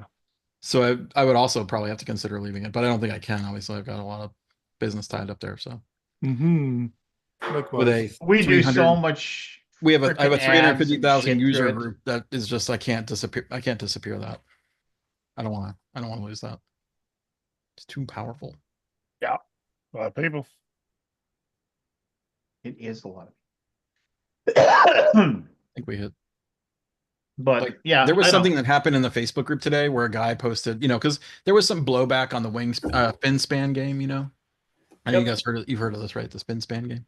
Yeah. Yep. Yeah. And there was a lot of blowback, like, oh, milking the cow, all that crap, like, oh, how lame, a lot of trollish posts about it.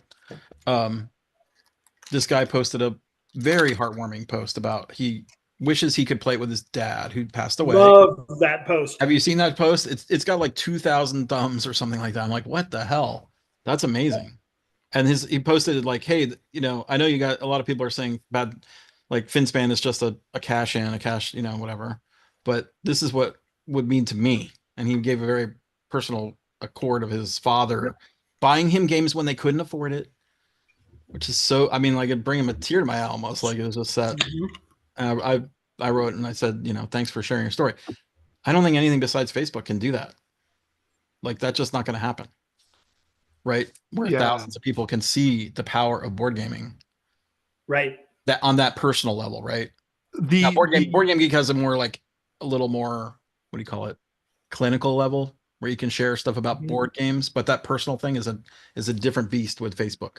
A little harder to share photos, I think, in Board Game Geek too, because you upload them your personal. Yeah, we're fixing that, but I don't know if it would ever get to that point where it could be that personal. Like, it just doesn't. It's not that kind of system.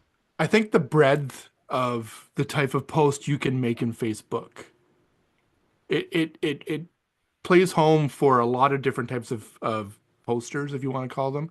Yeah. Like some people are like, really quick and concise and they just want to post it. Some people just post photos. Some people just post diatribes that are like paragraphs and paragraphs long. Everybody can do what they want to do on Facebook. It's something for everybody. Yeah, which is great. And I like it too, because sometimes like I'm of various minds. Like sometimes it'll just be like, hey, here's a photo. There you go. And other times, not very often, but I'll post like, something very quite detailed and lengthy. Those are fewer and further between now, but Yeah, right.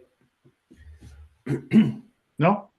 Yeah, I mean, So on that topic though, a little bit about FinSpan, maybe worth just talking about a touch, right? Is it's not like it's the 17th version of a Zombicide game, which does wear on me, right? Or another implementation of IP, which can wear on me. But I also recognize that a significant part of that might be jealousy. So, but Wingspan, then Wormspan, okay. Finspan, okay. You know what? Move on. If anything, I've learned life's too short to be stressed about what other people are liking and whether they should be or not. So that's my take. is it wrong that like? Well, I would be sad if people left. I mean, I feel like it's my only connection to some people. Mm-hmm. Like, Yeah, that's the way it is. And like, if everybody left, I'm like, well, where the hell are we gonna go? Like, I don't think Blue Sky is the answer, honestly. I haven't checked it out. Is it nice? I mean, it's okay. It's Twitter by a different name. Basically Twitter, but you can do you can block people. You can what? You can block people. Can't block people on Twitter? No, they brought everybody back and everybody's unblocked and it's all that's awesome. It's horseshit. Yeah. I didn't know that. That's great. I hate it. That's great. It's amazing. It depends on who you are, but yeah. It's the best ever. As someone who loves trolling sometimes, I'm a big fan of that. Basically you could go troll to your heart's content. Well, I'm a surgical troller. I gotta have a reason to troll. I'm not just troller. I think that by definition means you're not a troll, but part-time. Speaking of trolling, Forrest, did you get your little punches in the thread on BGR? No. What's BGR? I know how you love I know what it is. Never mind. I know what it is. BGR. What? Board Game Revolution. Oh, yeah. Oh my gosh. Yeah. I don't even go in there because it's so cringy. It's just so obviously just churning, and it's just like the recent thing where he was complaining about the fact that people were complaining about his moderation. And did you see that? Is that what we're talking about? Like that most recent? So I went in and I said, and I think a fair number of people got it, and I don't think, and there's a lot of people that didn't. And I think I think the point I think we all need to take from this is that moderation is a very difficult job, and we should have empathy for the people that do it. And I was just like, and then he was like, yeah, exactly. And I was like, yeah, exactly. Because whatever. Yeah, I found it. Anytime anybody posts to their choir and says, I don't know, people are saying that this, and then everybody that responds like, I don't know what they're talking about. It's just, of course you're gonna have all of your tribe come out and say, no, you're fine. And especially if there's talk about posts getting removed that are, against what, anyways. It was just, I found it quite humorous. And it's fine. And it's like, ultimately, it's one of those things where it's like, I try to remember that every single person is always trying. Like, it's, they're trying to do better. Nobody's perfect. Oh, 100%. We all have our bugaboos. It's sometimes easy to, you know, it's sometimes easy to be like a shithead to people that you think are absolutely deserving of it, and but most of the time it's just not worth it, right? I mean, it's just because unless it's somebody who's horrendously evil and awful, but for the most part, it's like, if I was to like, you know, like whatever. If I have a problem with this person in the board game industry and then I took the time to try to say something like really negative to try to shove them down and make them feel bad to like and it's because of the cathartic joy that I would get out of like doing so. It's like, well, what does that say about me? I mean, and it's like, and then you're like, you have this attitude of like, well, yeah, but that guy's a shithead, and so he deserves it. And I was like, well, maybe, but it's like I'm not doing it because I think he's gonna get better. I'm doing it because Yeah. I want to feel good about myself, and I want to give him a slam dunk. I want to go face, take that sucker. And I'll tell you what it says about you, Lance.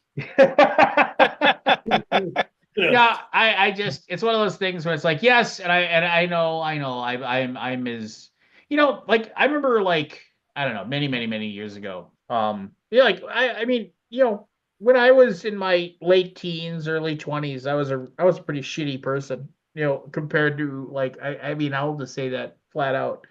Um, and and I think and I'm not saying, and I'm not giving a pass to anybody here, but I think most men ages like 17 through like 21, 22 are all kind of shitty. They're just you don't really know how to figure out what to do with your life or how to like, and this, and it's like you like your circle of friends who just like thrives on like shitting on each other constantly. So it's like the only thing and it's like just being a kind of a dick. And I mean, and again, maybe that was just me, but I mean, but I've seen this and I've heard this from multiple people that grew up in the era that I grew up in. and and I was definitely not like like all the inadequacies and the self-loathing and the self-hatred that I have for myself and my inability to improve myself or to get the things that I felt that I deserved. It made me angry, and the easiest way to take care of that wasn't to work on myself and be better. It was easy just to lash out at other people. Yeah, for sure. And be horrible, and just For because, it's like if I'm gonna feel awful, you're gonna feel awful. That kind The of fuck thing. do they know? Yeah, exactly. And so and it's like one of those things where it's like, and I mean, and I shouldn't say everybody goes through it. I mean, I'm sure there's people that are way better than me that were able to handle it and do better. But it's it's one of those things where it's like I will for a long time on Facebook, I would say something like that I thought that was important to say about like being kind. Like, hey, it's like if you wouldn't say this to your mother or your sister, you probably shouldn't be saying it to women that you don't really know. It's like so keep your mouth shut and don't say something. And somebody like that I've known for my entire life said, really? From the guy who used to like make every single one of your female coworkers cry with how much of a dick you were? And I was just like, and I have to own that. I was like, yeah. Yeah. I mean, I've grown. yeah. And I was like, and I finally just said, you know what? You're absolutely right. The way I acted, like back when I was 19 was horrible. It was hideous, and it's just like, and I need to do better. And I hate that 19-year-old version of me. I don't like that person at all.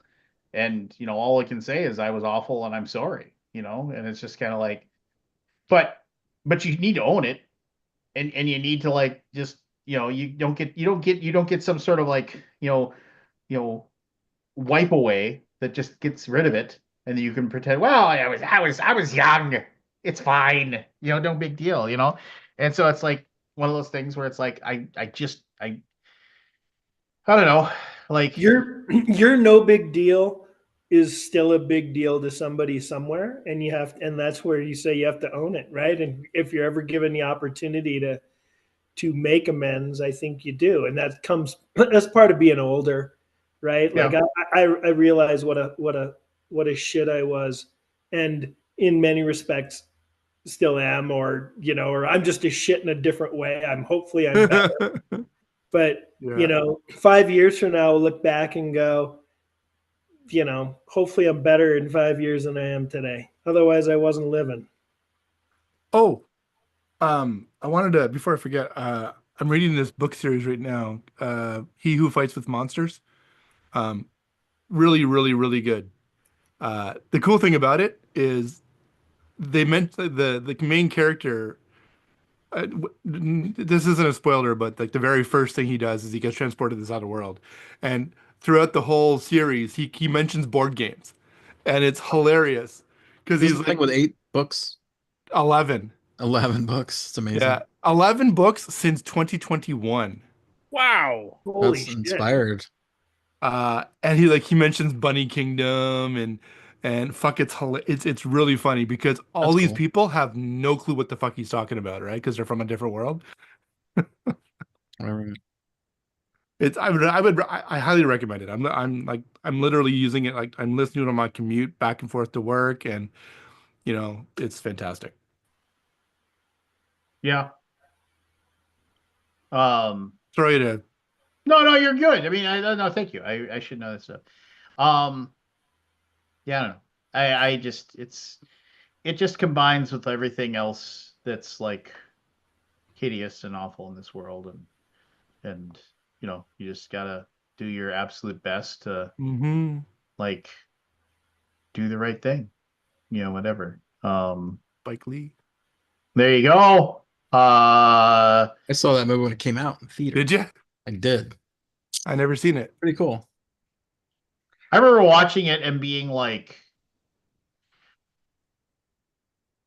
in high school, like when it came out. And And when I it came out, remember 89, 88? Yeah. Yeah.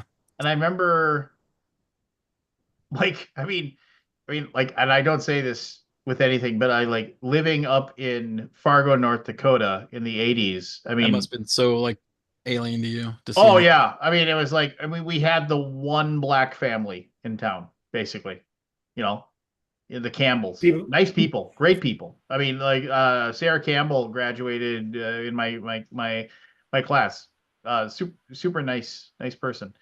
And it's one of those things where it's like, um, you and her older brother John was hilarious. But yeah, it was like we're watching this and I'm like, well, this isn't like real life. I was like, this doesn't happen. And it's just like, it's like, that's a nice fictional movie they put out there. And then you find out that no, it's hideous and horrible and real. So you're just like, It was a bit of a culture shock to watch that where I was. Yeah, people are always kind of surprised when I tell them, the first black person I ever had in class with me was in college. I grew up in a small town in North Dakota, smaller than where Lance is from. So, well, I lived in the largest town in North Dakota, so and that's where I went to high school. Yeah, or to it had 500 people. Yeah, but whatever, Canuck. No. I'm talking about Lance's town. Lance's big town in Minnesota, not yours. I'll say this. I grew up in the same place. Oh, did growing you? up in a town that had a population of like 58,000 people, and that was like the big city in North Dakota. Man, my like junior high and high school years were amazing. It was just like, it was just, and I have to admit, like being in grade school and just jumping on your bike and pedaling away with a pocket full of quarters, heading to Pirates Den arcade at the mall. That was a good life. Man, we had an arcade right behind our house, and it was awesome. Like I could walk for 2 minutes and be in the playing a game. That's pretty sweet. I had to bike to the arcade, and I got in trouble so many times. There was one across the street allowed to. near a really bad neighborhood that we would go to every now and then when the other one, we were tired of the games in our arcade, but we didn't go there very often because it was sketch. I've told this story before, but like we had one of those like showbiz pizza places or whatever. With the full band? Yeah, with the animatronics and stuff. Yeah, the guy who sells me pinball machines has like he's got the bear and the bird in the oil can or whatever that pops up. Oh yeah. Like he has 1/3 of the stage.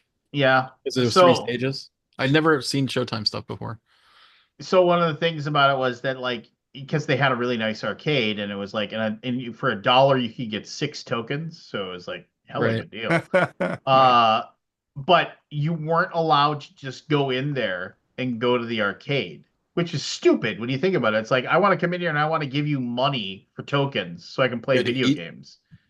You had to you had to eat if you wanted to be in there. And so like me and my buddy Mike, we would bike over to Showbiz Pizza Palace. We would park our bikes. Because there was no bike rack. There was bike racks outside in the front, but if you pulled up in front, they'd see you. So we'd pull into the back of the back of the building, and there was like a chain link fence around like this trash area, and we'd lock our bikes so nobody could steal them, and then we would sit on the side of the of this is so horrible. We would sit on the side of the building where they couldn't see us, and we'd wait for basically a large party group to show up. Like we're going to our pizza party and the thing, and then we would just mingle with the group, and we'd go in. Oh yeah, let's go to the birthday party, Nice. And then as soon as they'd go in, we'd meow, and then I remember the day we got thrown out. They caught us, and they crazy just to not. Kids play in the before cell phones and stuff like that. So we were thrown out, and they said, "What's your name?" And I was stupid, and I gave them my first name. But then I was like, "Really? What? Wait a minute! I'm like 13. I don't have any ID." And so I gave them a made up there's Lance Smith.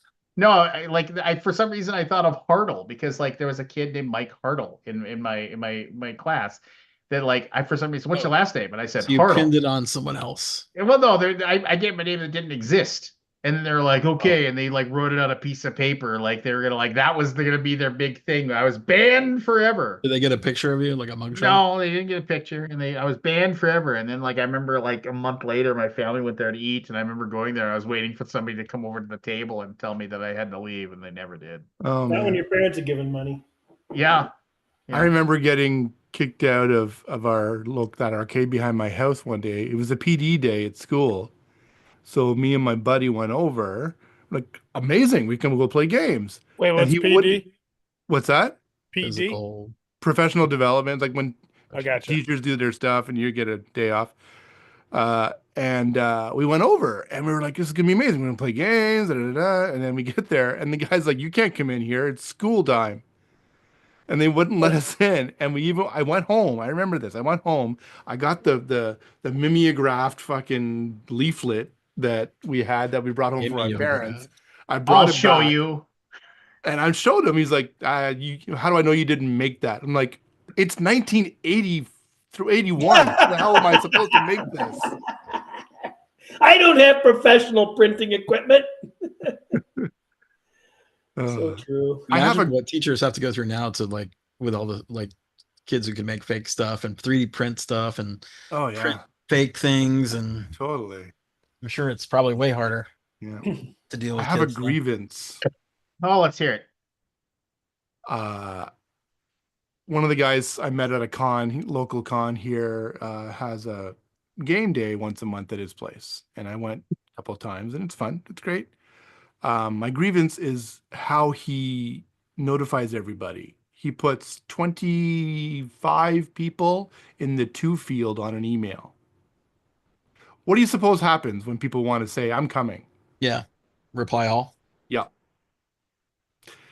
If you're one of the first to reply, say, sorry, I can't make it, you still got to sit through all the reply alls. And you can't get yourself off that list, right? Well, I messaged him last month when he sent it out. I'm like, hey, I said, I'd love to come, but I can't this month. But have you ever thought about doing a Discord channel or a Slack channel? I'm happy to host the Slack channel on my Slack server if you want, whatever. That way people can just chime in when they want. And didn't get a response. So then he sent the email out today for the end of this month, game day. And I said, again, have you given any thought about this thing, about doing Discord? I said, I can't make it again, unfortunately. I've got a prior engagement, but I said, if you want to continue with the emails, that's totally cool. I can talk to my buddy Ferran, who is still going to probably remain on the email, but can you please take me off of it if you're going to continue with the emails? I can't. I'm trying to simplify my life, and that is not simplifying my life. I mean, I have never understood why people try to make things more difficult for themselves. Yeah. I don't know. I remember well, here's the deal. Like, so we're like, I'm working on the basically Champions of Midgard Anniversary Ultimate Edition thing that we're launching here in a few months. Well, theoretically, maybe sooner than a few months, but anyway, doesn't matter. So it's one of those things where it's like, oh, okay. Somebody said, oh, here's this like software, basically web browser software that you can go and like, it's for doing project management and these things, and like, oh, it works really well for this, that, and the other thing, and like, setting up putting together text and words and whatever, so like we can take that and go to our graphic design person, and they can go, okay, this is what you want, and so they have something to work off of, like templates. And so so Shane and Josh said, can you look at this and see if it's something that works, and maybe use it? And I was like, yeah, I can monkey with it for a while, but I mean, but one, it's like, if it costs money, Shane isn't gonna want to use it, and two, it's like, I mean, it's like, like my mind was like, how is this gonna be better than Google Sheets, which is free, which I can do the exact same thing, where I put the writing over here, I put the images over here, I put the notes here. This is what I want, which is what we've been doing for every single project that we've been doing forever. But they said, well, try it out and see what it's like. Yeah, I monkeyed with it for like 3-4 hours. Anything that I wanted to do, like if I wanted a better template or if I wanted to unlock this and thing, it was hidden behind a paywall. It was what just system like, is this? It's called Notion. Yeah, I know what it is. It's pretty strong. Though. We used it when we built the Board Game Geek Marketplace. Well, I'm pretty sure you paid money for it, though. Yeah, not a lot. But, well, no, but I mean, it's not free. But it's not free. There's not a lot of good free. There's not a lot of good free stuff anymore.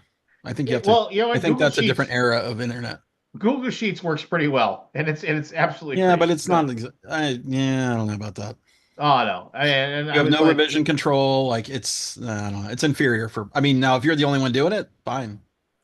How are you not? But when you're working in team, you can absolutely go in and you can see like who's the last person to make any changes. You can go back to that. Yeah, but it's so archaic if you want to undo anything. Oh, but it works and it's free. Okay, I'm not going to argue with you, but there are better tools out there for project management.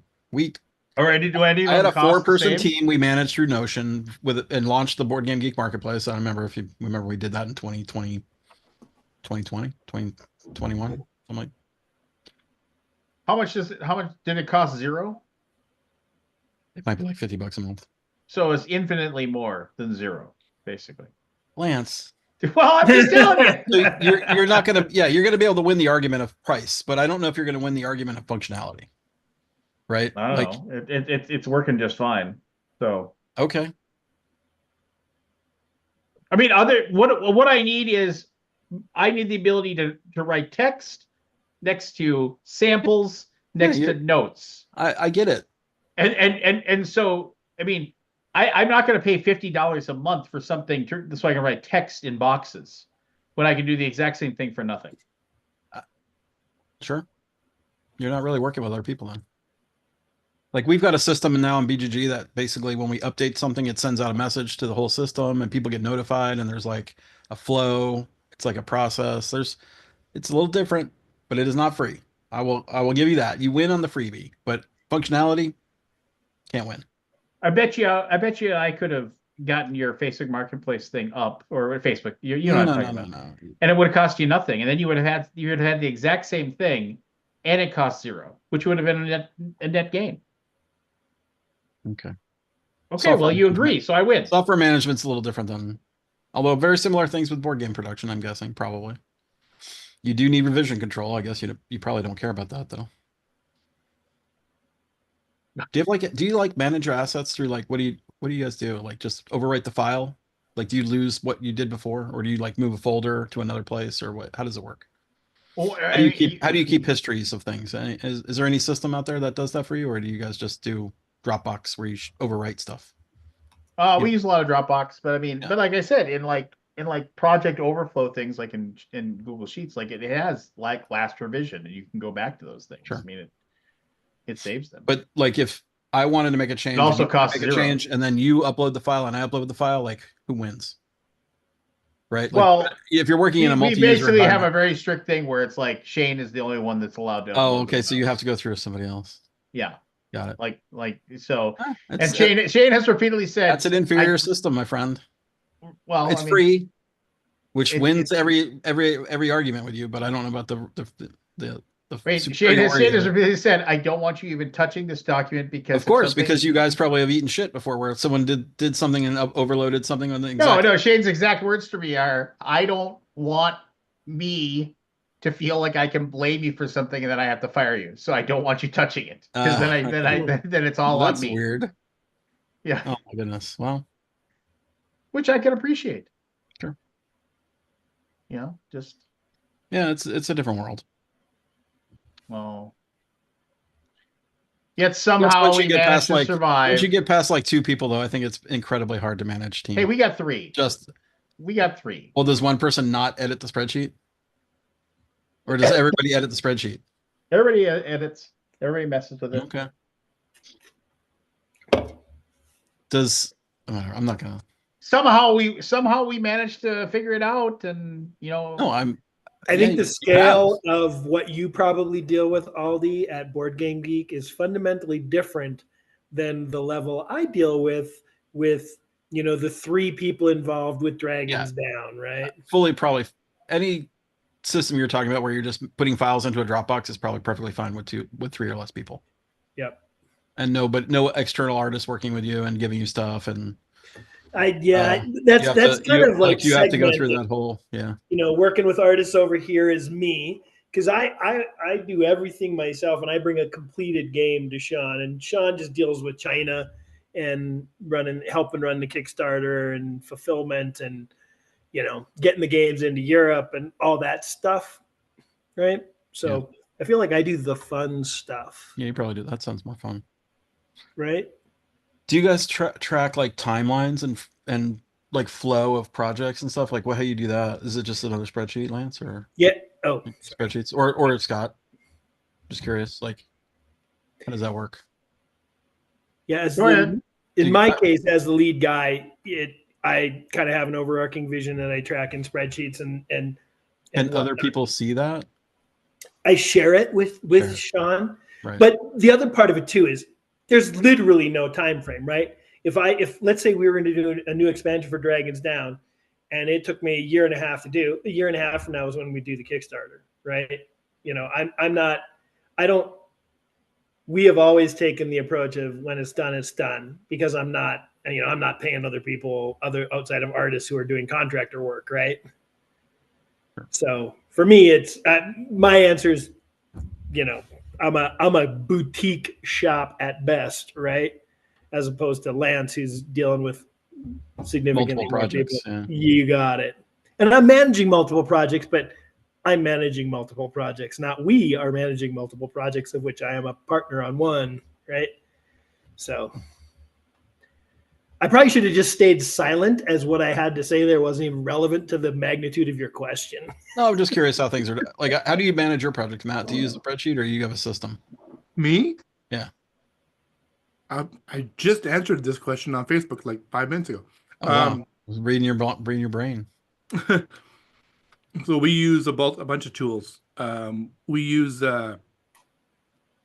Harvest for our time tracking and project creation. Harvest? Never heard of that one. Harvest, it's awesome.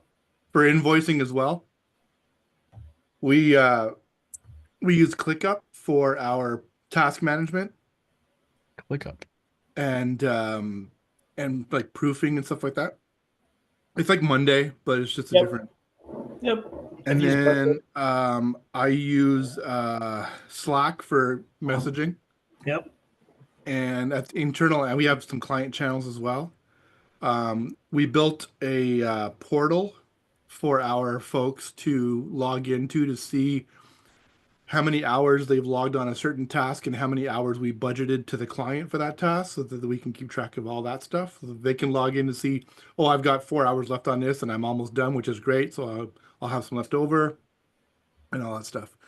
And then I use Zapier to do a bunch of synergies to kind of speak between tools. How long did it take you to set up Zapier? Yeah, I'm actually got a project coming up with Zapier needs. I use ChatGPT to help me do it all the time. Yeah, I was gonna say I tried once and man, it was hard. Programming. It's probably programming. I mean, it's JavaScript, right, or something. It's not JavaScript. It's really WYSIWYG, actually. Okay. Interesting. Yeah, like, what do you want to do? I want to do this. What's the trigger? The trigger is this. Since no crowdfunding system properly collects and remits taxes, we're going to do it through our Shopify system. So I'm going to write a Zapier to nice take all of Kickstarter crap and put it into Shopify, because Shopify does it right. You know, it's interesting. That's some work. Prior to my retirement, right, I was managing, you know, the most I ever managed, I think, was about 150 people, right, was on my team. And yeah, I was a VP in various technology companies. Probably most famous was Tableau, which Tableau's amazing. I was employee 250 at Tableau, and I left when it was 3,500 people after going public. Hence the reason I can be retired. But and yeah, it's funny. You're sitting, you're naming all these things, and I'm going, right. That was my other life before I retired. Yeah, like, why bring back if you want to like get away from it? Right. Man, I use ChatGPT for everything. Yeah, it's amazing. Like, part of the problem. Some ways you use it, Matt. Just I would love to. So Matt, you didn't use ChatGPT on our project, did you, Chat or Matt?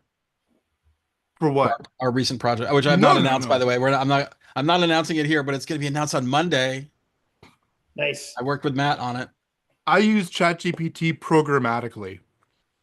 So I was working on Daggerheart, and there was 150 monster blocks that I did. Each one of them was a different oh yeah, I remember you telling me. A different InDesign file.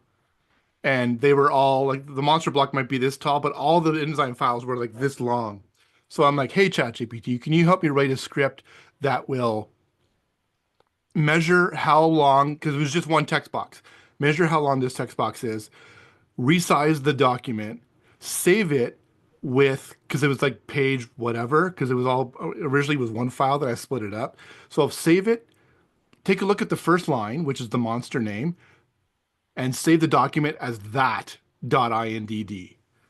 And it wrote me a script. It didn't work at first. I'm like, yeah, I'm having this, it says error on this line. And it'll say, oh yeah, that's because of this. I'm like, well, you should have known that when you told me the thing in the first place. But that's right. It doesn't know everything. Yeah. Like it'll say like, oh, that's because this function doesn't exist in InDesign. I'm like, yeah. Well, why'd you do that? Yeah. No, that's the inferior thing of it. Yeah. But after 3 or 4, revision loops, it worked. And it saved me hours. Yep. And the cool thing about it was, because it worked, and I had to go through the process again because we had to make changes and do the whole thing over again, it was super quick to do it. Another thing I use it for is to help me write Google Sheet formulas. I will do data merges for like cards and stuff like that all the time. And I need to, like for Luthier, we used it a bunch because Dave had his own spreadsheets. I'm like, I don't want to touch the data in those spreadsheets. So I'm like, let's make my own. I want to concatenate all these different cells and say, if this exists in these cells, then I wanted it to say this and yada, yada, yada. I would not know how to do that. That's a VLOOKUP or something like that. Well, yeah. Luckily, I haven't had to do that. It was just nested ifs and arrays and stuff like that. But I ended up, just asking it, and it tells me. And I'm like, great. I mean, I could sweat through this if I wanted to. Yeah. But so yeah, I use it for that stuff all the time. That's great. The most recent thing that I'm super proud of is we have this here. I'll share my screen for a second. Every time I get a new project from either a new client or an old client or whatever, if it's a game, I have all my notes from the discovery meeting about all the metadata that I've taken down for each one of the components. And so this Google form I created that basically when I submit it, it uses Zapier. It triggers Zapier to create a task in whoops, I just lost you guys. Hold on a second here. There it is. We're still here. I hear It you. creates a task in Harvest and a task in ClickUp. So the problem I was having was I had to go to Harvest and say, okay, and then get the project number in the URL and put that in here so it knows which project to append the new task to. I'm super proud because I asked ChatGPT to help me preload this drop-down list with all my current projects in Harvest, and it worked. So that's another thing I use it for. So yeah, basically I just kind of go, how big is it? How is it used as an in-hand on the table? Art only, art and graphic design, any special stuff like die cutting or foil or whatever. And then at the bottom, there's like a time estimate. And if there's any supporting files that we want up. I've never actually used this. I might just delete this, and then I'll hit submit and then it'll do the things. Super fun. It's interesting. English is the new programming language is the phrase I always say with ChatGPT because it can get you 95% of the way there, right? I was reading that Zuckerberg said that they will eventually use AI to replace mid-level engineers. That's fascinating to me. That's horrifying. Horrifying. Yeah, horrifying. Yeah, you sound like you're really horrified. Forrest is I mean, this is not. No, but basically, here's the thing. It sucks now, right? There's all kinds of crazy shit with this. But someday, you will be able to just say what you want to create, and something will create it for you. I don't think it sucks now. Like some AI will create it for you. Like you don't have to do the coding for it. Like, hey, there you go. You got a prototype done, ready to go. That's amazing. I wish I could have that for BGG right now. I would do 50 things tomorrow. I would do it in a minute. One of the cryptos that I'm pretty bullish on does something like that, where it's called ALK, and you can just type in what you want, and it creates the app. It creates the game. It's very rudimentary. That's already happening. Yeah. Yeah, I'm saying there's a lot. You can knock out an app in a day with an AI. Mm-hmm. Yeah. Oh, it's the only creative thing I use it for. The only creative thing I use it for is in my estimates, I have 2 paragraphs. One is target audience, and the other one is like an overview or whatever. And I just have it help me write those 2 paragraphs. That's it. Interesting. I probably use it much more creatively than programmatically, just more than anything, just as triggers. Mm-hmm. Because it's great at that. I just create some, give me a brainstorming type things like ideas. Ripping off of it, yeah. 100%. Or some research aspect things, Yeah, that's hey, cool. give me 40 ideas for nemesis that a hero could face if they were in a desert in a D&D. Oh, that's a good idea. Yeah. I do stuff like that, and then it just spits me out a list of a bunch of stuff, and then I'll say things like, I'll zoom in a little bit on something that I want. What would be possible domiciles of these? And you kind of and then I take that and that's a matrix that I can kind of put together and make decisions about what might work and what might not work. I did do something similar to that when I was DMing our last campaign, here and there. Right. But and I know everybody's gonna poo-poo what I'm gonna say here, but I'll be right back. Well, hold on, I gotta hear what you said before I go. No, I gotta use the restroom real quick. The problem with it's fine. We can all be excited over like the fact that, oh my gosh, AI is gonna do all this wonderful stuff. But the people that are pushing to have AI do all this stuff, they aren't doing it because, oh my gosh, we want the world to be better. They're doing it so, oh my gosh, are you serious? I can fire everybody and pay nobody anything so I can have more money? I know you're saying that, but I don't think that will be the case. Because you will always need someone to kind of like guide the AI. You're not going to just let it do what it can. Like that's not. But that's what they want. That's what they want. You think so? Well, no, yeah, but here, but you and I had a conversation about this earlier today. If they could write an AI robot that would answer 100,000 emails. Oh, that's right. You are correct with that.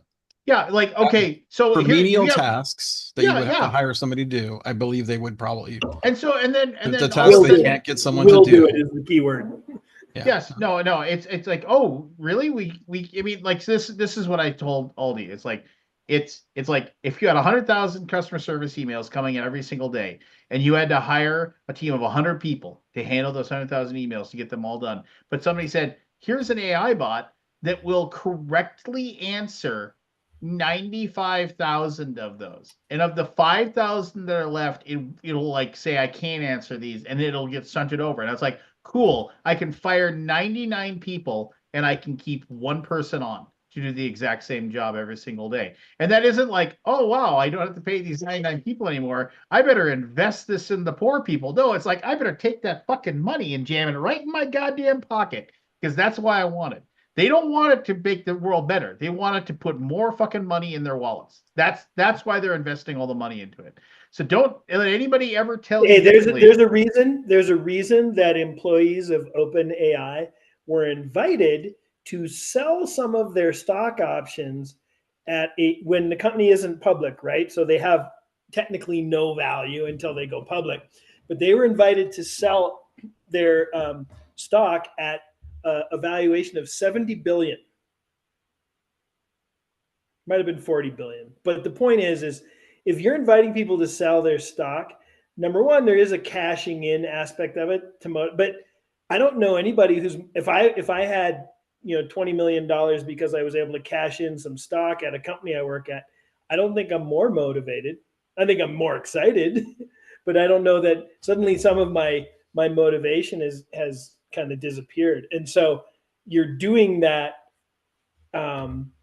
in basically so you can recapture that dollar value for when you do actually go public at the first company to go public for $500 billion or whatever they're going to go public at.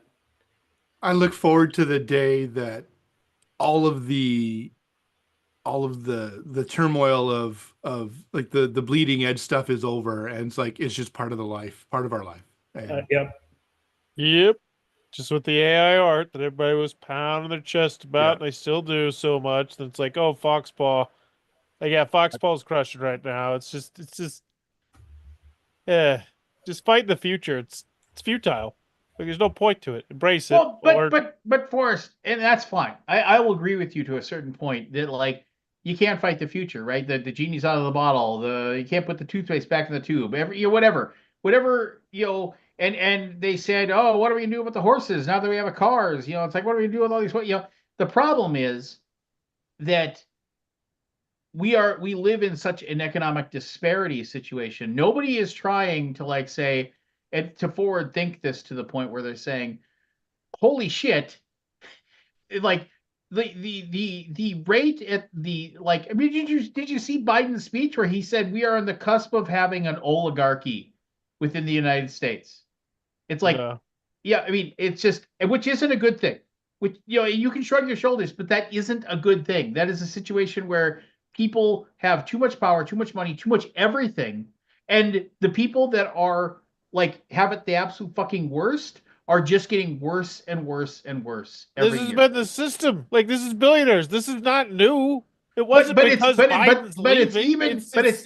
It's an exponential thing. It's an exponential thing. And honestly, the only thing that we have like that is like that is possible is the fact that eventually somebody's going to be like, there's going to be enough people that have absolutely fucking nothing who have been like watching their children starve to death who are going to say, I'm not putting up with it anymore. And then and we're going to have a good old fashioned bloody revolution. And it's going to happen. And it's fucking scary. We can shrug our shoulders, but that is what's going to happen. I mean, unless they come up with some sort of like opiate for the masses that they put in our water that we drink every day and become just totally mind numbed out, which I'm pretty sure they have a plan for as well. And I know I sound like a crazy person. I know it sounds fucking crazy. I'm with you, Lance. It is not about bettering the world. Nobody wants AI to better the world except for the people that are like, I'm going to type ChatGPT and write me a poem, so I can impress a girl. I mean, The people that are I think that's a pushing- really narrow-minded view. I think it is not. It is not. I think you're right about a lot of people, like myself included, but I think you're wrong about a lot of people. I think the advances. Name me one billionaire who is trying to like use AI to better the world. Why is it going to be a billionaire? Because they're the fucking problems. Fine, multi-millionaires. Like people that have $500 million to their name. How many of them are like saying, "Let's make AI so the world will be better tomorrow for all the poor people"? Name me one. Why? Because they don't exist. It's a fucking Easter bunny. Okay, here's my question: who gives a shit? So what? They want to make money. Like, why? Who fucking cares? Yeah, they're gonna get murdered one day. One day there's gonna be an uprising. They'll get fucking slaughtered. That's just the way it is. Who cares? I do. I care about the millions. You're not of getting people slaughtered. You're not doing the slaughtering. Hopefully, no. I care about the millions upon millions of people right now that are living in shit, and it is only going to get worse for them. Well, then you should have voted for Andrew Yang when he was talking about this 4 years ago. Well, really, I don't have a primary to vote in. So I'm just saying, like this is all stuff that's like this is not the writing's been on the wall for a while. Like and it's only going to get worse. Forrest and his shrug your shoulders, I'll be a good drone attitude. Yep, that is what it is, in my opinion. I think the general argument that you're like, they're all doing it so what? They're doing it for money. So who cares? It's not that they're doing it for money. They're doing it off the blood of the people that are like. I think Lance's issue made me word it in a different way. As you know, it's not so much about the money, outside of the fact that money is the mechanism of power, and not a single one of those people is trying to help anyone that any of us is close to or cares about in any way, or those who have it worse than us. And I would argue that all of us on this call probably have it pretty good, right? No, comparatively speaking, yeah, I have it way better than most people.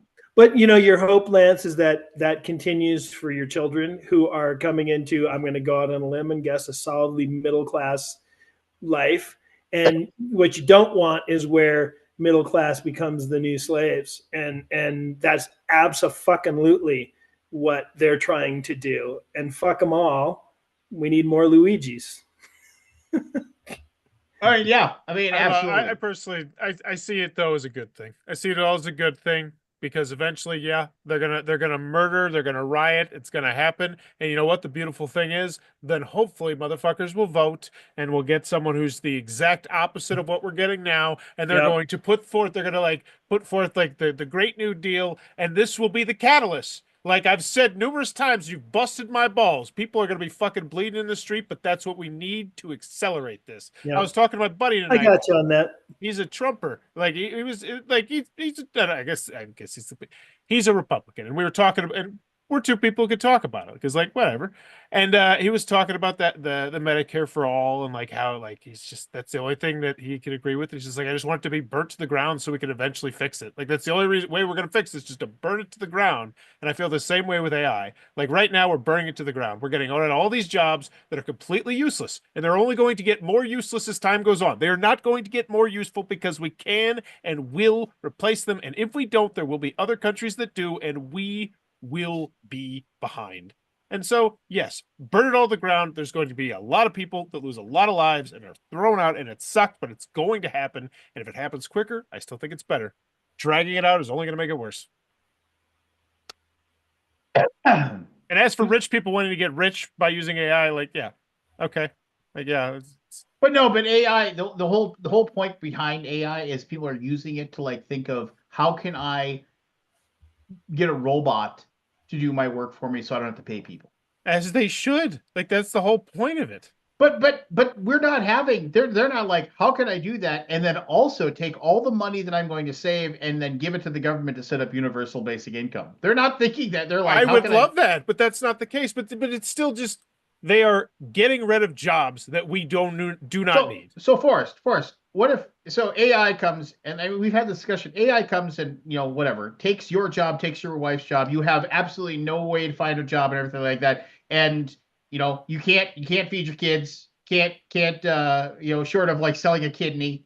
You're like, holy shit, I want to do that job. It's like, sorry, AI's got that job. Well, I want that job. Sorry, AI's got that job. Well, can I do this? Well, I mean, you can I can pay you $6 an hour to clean to be a spooge mopper at the adult at the adult movie. It's like, well, I guess I'll do that. Oh, well, it's like, why isn't minimum wage higher? Where's my universal basic income? Why is AI? I mean, it's just like that is like, and it's like, yeah, it's an extreme, but it's like it's a situation where people that don't have a college degree, people that like have been told, well, you just work hard and you can move up in the land. It's just like, see you, Matthew. Sorry. No, it's just getting late. I gotta get to bed. That's all. I mean, they've been sold a false bill of goods, and it's just and it's okay for us. I mean, and admittedly, yes. I mean, it's like I sit here and I talk about the evils of this, that, and the other thing, and I'm not out, running for office or marching in the streets or I mean, and I'm part of the problem, and every week or so I scream and rant about it here, but that doesn't do anything. I mean, I don't know. The whole thing sucks. Nobody's happy, and it's just awful. Not nobody. I mean, let's not say nobody. Lots of people love AI, Lance. Lots of people use AI every day. Lots of people think about the amazing things that are going to happen to AI, even if billionaires are going to be the ones that prosper for it.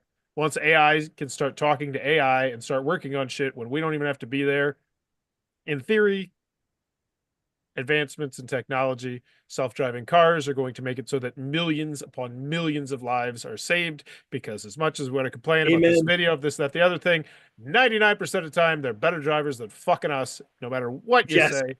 I love, hey, there was a great perspective on that from Neil deGrasse Tyson. He said the difficulty with self-driving cars is we have to convince the world or the humanity that 30 deaths per year due to faulty software and or hardware is better than 50,000 per year from drunk driving or whatever the number is. And I'm like, and there are going to be those people who go, I'm not putting my hands in the, I'm not letting AI drive my car. All right, let the drunk person drive the car. That's a better idea. I don't work at Walmart. You can bag my stuff. I don't like the convenience. Right. Yeah. So. I just love how this AI discussion is just going to keep going as years go by, and like it's just going to keep shifting and molding. That's why I think going back to what Matt's comment is he looks forward to when it's just part of life, no different than, Nazi Germany introduced the radio as a mass media technique to get it. So they gave radios to all their people, right? And you go, is anyone sitting here saying that radios were a horrible invention because of how the Nazis used it, right? It does come down to how it's used and anyway, so Wookie just quoted somebody. You know what the biggest problem with pushing all things AI is? Wrong direction. I want AI to do my laundry and dishes so I can work on my art and writing, not for AI to do my art and writing so I can do my laundry and my dishes. CES, go check out CES. It's coming. I was looking at some of the CES videos and like the home functionality robots. Oh my God, you're going to be able to spend so much more time with your kids. It's going to be incredible. Like just the manual. You already spend all your time with your kids. Yeah. But you'll be able to spend more quality time with your kids where you're not stressed out about the dishes and the shit all over the floor. And I stubbed my toe and the walls. Like if you're in a middle income house, you know how the walls just slowly start creeping in as you stack things. Are you going to be able to afford a $25,000 robot? Yeah, I was going to throw out that there's a key flaw in that logic. No, right? I'm here for the long game. Which is that it's laundry that stresses me out. No, what stresses me out is dying of cancer or watching children die of cancer, so somebody else can hoard wealth. Sorry, or claims getting denied, which absolutely has happened to me and happened apparently to most people, right? So that's my laundry never stresses me out. Whether something's on the floor never stresses me out. Well, I strongly disagree, and I want to Google a number real quick. You're disagreeing. My phone number's not online for us. No. I'm looking at the average amount of time a year spent on laundry. how does that add up? Especially if you're 240 hours a year on laundry. So goes you back, add that. goes back to what Lance said, which is nobody spends 240 hours on laundry. You're counting the time that it takes for it to wash. So let's be clear though, like I have 3 kids and I fold laundry for a damn long time. It takes forever. Yeah. I'm just saying. I can fold a basket of laundry in like 5 minutes. None of that you're being not married the to my issue. wife. I think Lance, you just nailed it though. It's the idea that you go, the things that really stress people out. I don't think folding laundry is one of your top 10 stressors, I'm guessing. Right. And if it is, I would be a little surprised. But that said, the idea that you go, and the solution to it is this $50,000 robot here. And, banks are going to step up. It's going to be just like automobiles. You're going to make a world where you can't live without one, and you got to finance it. So everybody can make money on it. Originally, yeah. Until you're of no well, use, here's the thing. I don't think so. And then the world lets you die. No, I think Elon Musk is going to be. I think there's going to be people like Elon Musk who mass manufacture it because once again they're going to be using AI. The price is going to be drive down, and I'm in this for the long game. I'm not delusional. I'm not getting one of these for the next decade, but eventually they're going to go down in price. Eventually they're going to be used, and the bottom line is just focusing on laundry. It's not just laundry. It's picking everything up. It's shoveling. Like there's like the CES stuff. Like shit, I got an HOA for that. Although for $50,000, I'll come and do your laundry for you, Forrest. Make your life simple. No, I like it. It lets me. I actually enjoy my laundry. That was a straw man argument. My wife complains about it. I love it. I find it relaxing. Amazing, that concept of I like being in clean clothes. Weird. I like the fact. I heard you're not really supposed to wash your jeans. What? Yeah. Have you read that article about you don't have to wash your jeans? You shouldn't wash them. I dated a woman. Only if it smells. Okay. Yeah, there you go. So you can basically. Okay, so I have to wash my jeans. Not wash your jeans. Just kidding. Yeah, I read an article that you don't really have to wash your jeans that often.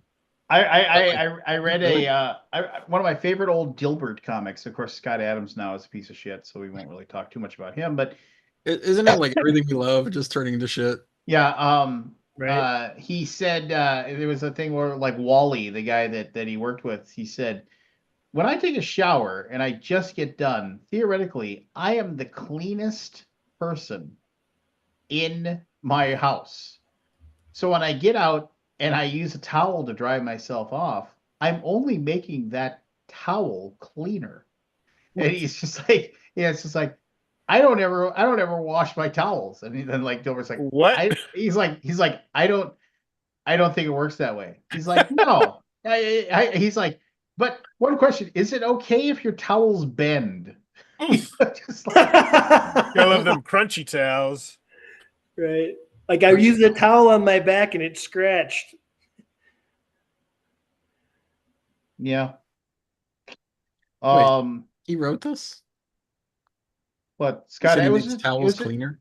No, it was a comic strip. It was a joke. Ha ha ha. Wally saying I don't ever wash my towels because the only thing it ever touches is me fresh out of a shower, and I'm the cleanest thing in the house at that point. Got it. Yeah, so but yeah, so there you go. I mean, we only got 3, but we can do my second initial. 10 wears of jeans before you have to wash them. That's a lot. I have 1 pair of jeans and I wear it like twice a year. You're like a shorts man. Yeah, that's probably right though, Aldi. I'd say I probably wear my jeans 10 times before I wash them, right in that range. Mm-hmm. I once did not date a woman visibly dirty or jeans smelled. There's this woman I dated when I was like 20. Only when there's visible, dirt or it smells.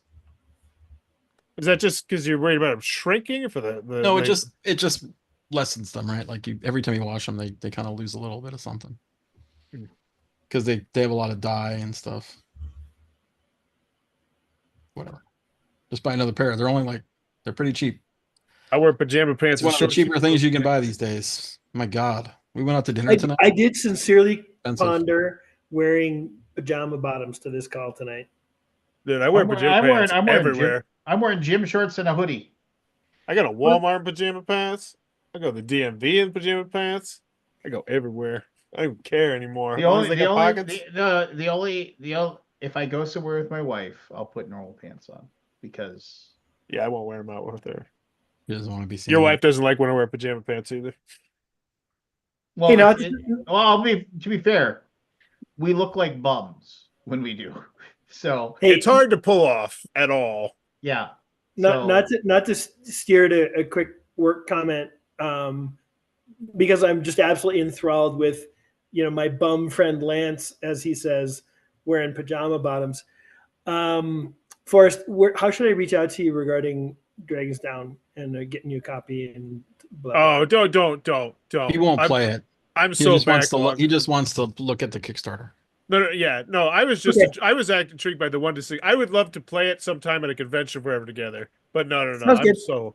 And we have a really active Discord community we play on Tabletop Simulator all the time too. Is that the one we use, Scott, or is that a different one?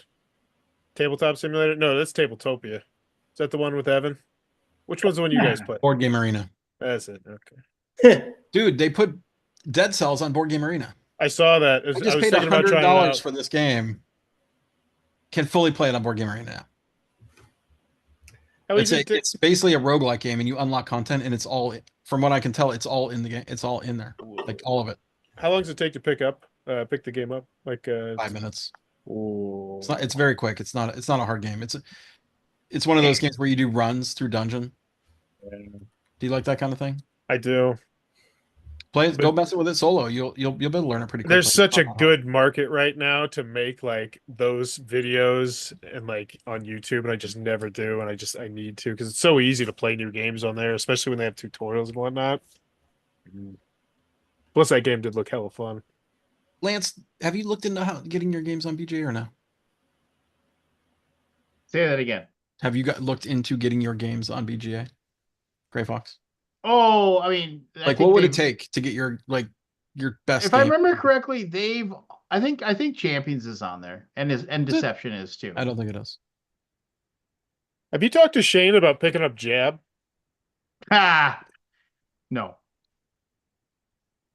I'm gonna have to bring that up next time I see him. We were talking about games. Champions Midgar is not on there. Go for it, Forrest. You got 2 games? Last Rat. What was it? Is that called Last Rat? Yes. First Rat. That game is great. Exactly. It was one of my top 10 of the year that it came out. Is there an expansion for that yet? It needs to.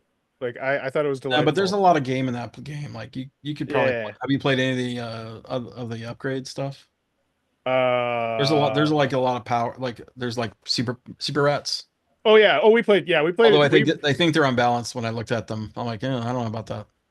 We played twice, and both times we had super rats. I loved it. Okay. Loved it. They weren't. It didn't seem unbalanced. Like one rat just dominated. It's like I looked at when I was kind of just like in my head, like that seems way more powerful than the others. Some of them are super duper powerful, but at the end of the day, you have to focus your attention to doing it. Yeah. So, and like they're all seem powerful. It's just which way do you want to go up it? Like it felt like a really cool point salad race. Yeah, Yeah, it super under the radar. It did not. I don't even think it got an English copy. Did it? Did you get it imported or? No, my buddy brought it.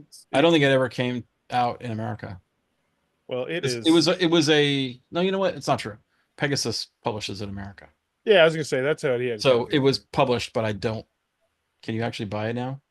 Oh yeah, $50 on Amazon. It's a little high. I feel like but it's $24.99 on Miniature Market. Okay, $24. That's $33.99 on Miniature. That's a fantastic price. $24 on Noble Knight. No, super under the radar. Super easy to learn, easy to teach. It's ranked. You know what? It's ranked 704. So that's not actually top 1,000. Yeah, it's top 1,000. It's a banger. Yeah, it is. 146 family.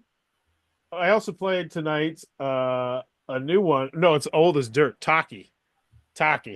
I want to give that one a shout out. I do not like abstract strategy games. They're my least. I know Taki. Yeah. Wait, is it Taki? Oh, it's from Eagle Griffin Games. What the hell is it called? It's a Taki. No. Nika. Nika. Oh, Nika. Yeah, no. I never played it. I bought it because I thought it looked cool, but I never played it.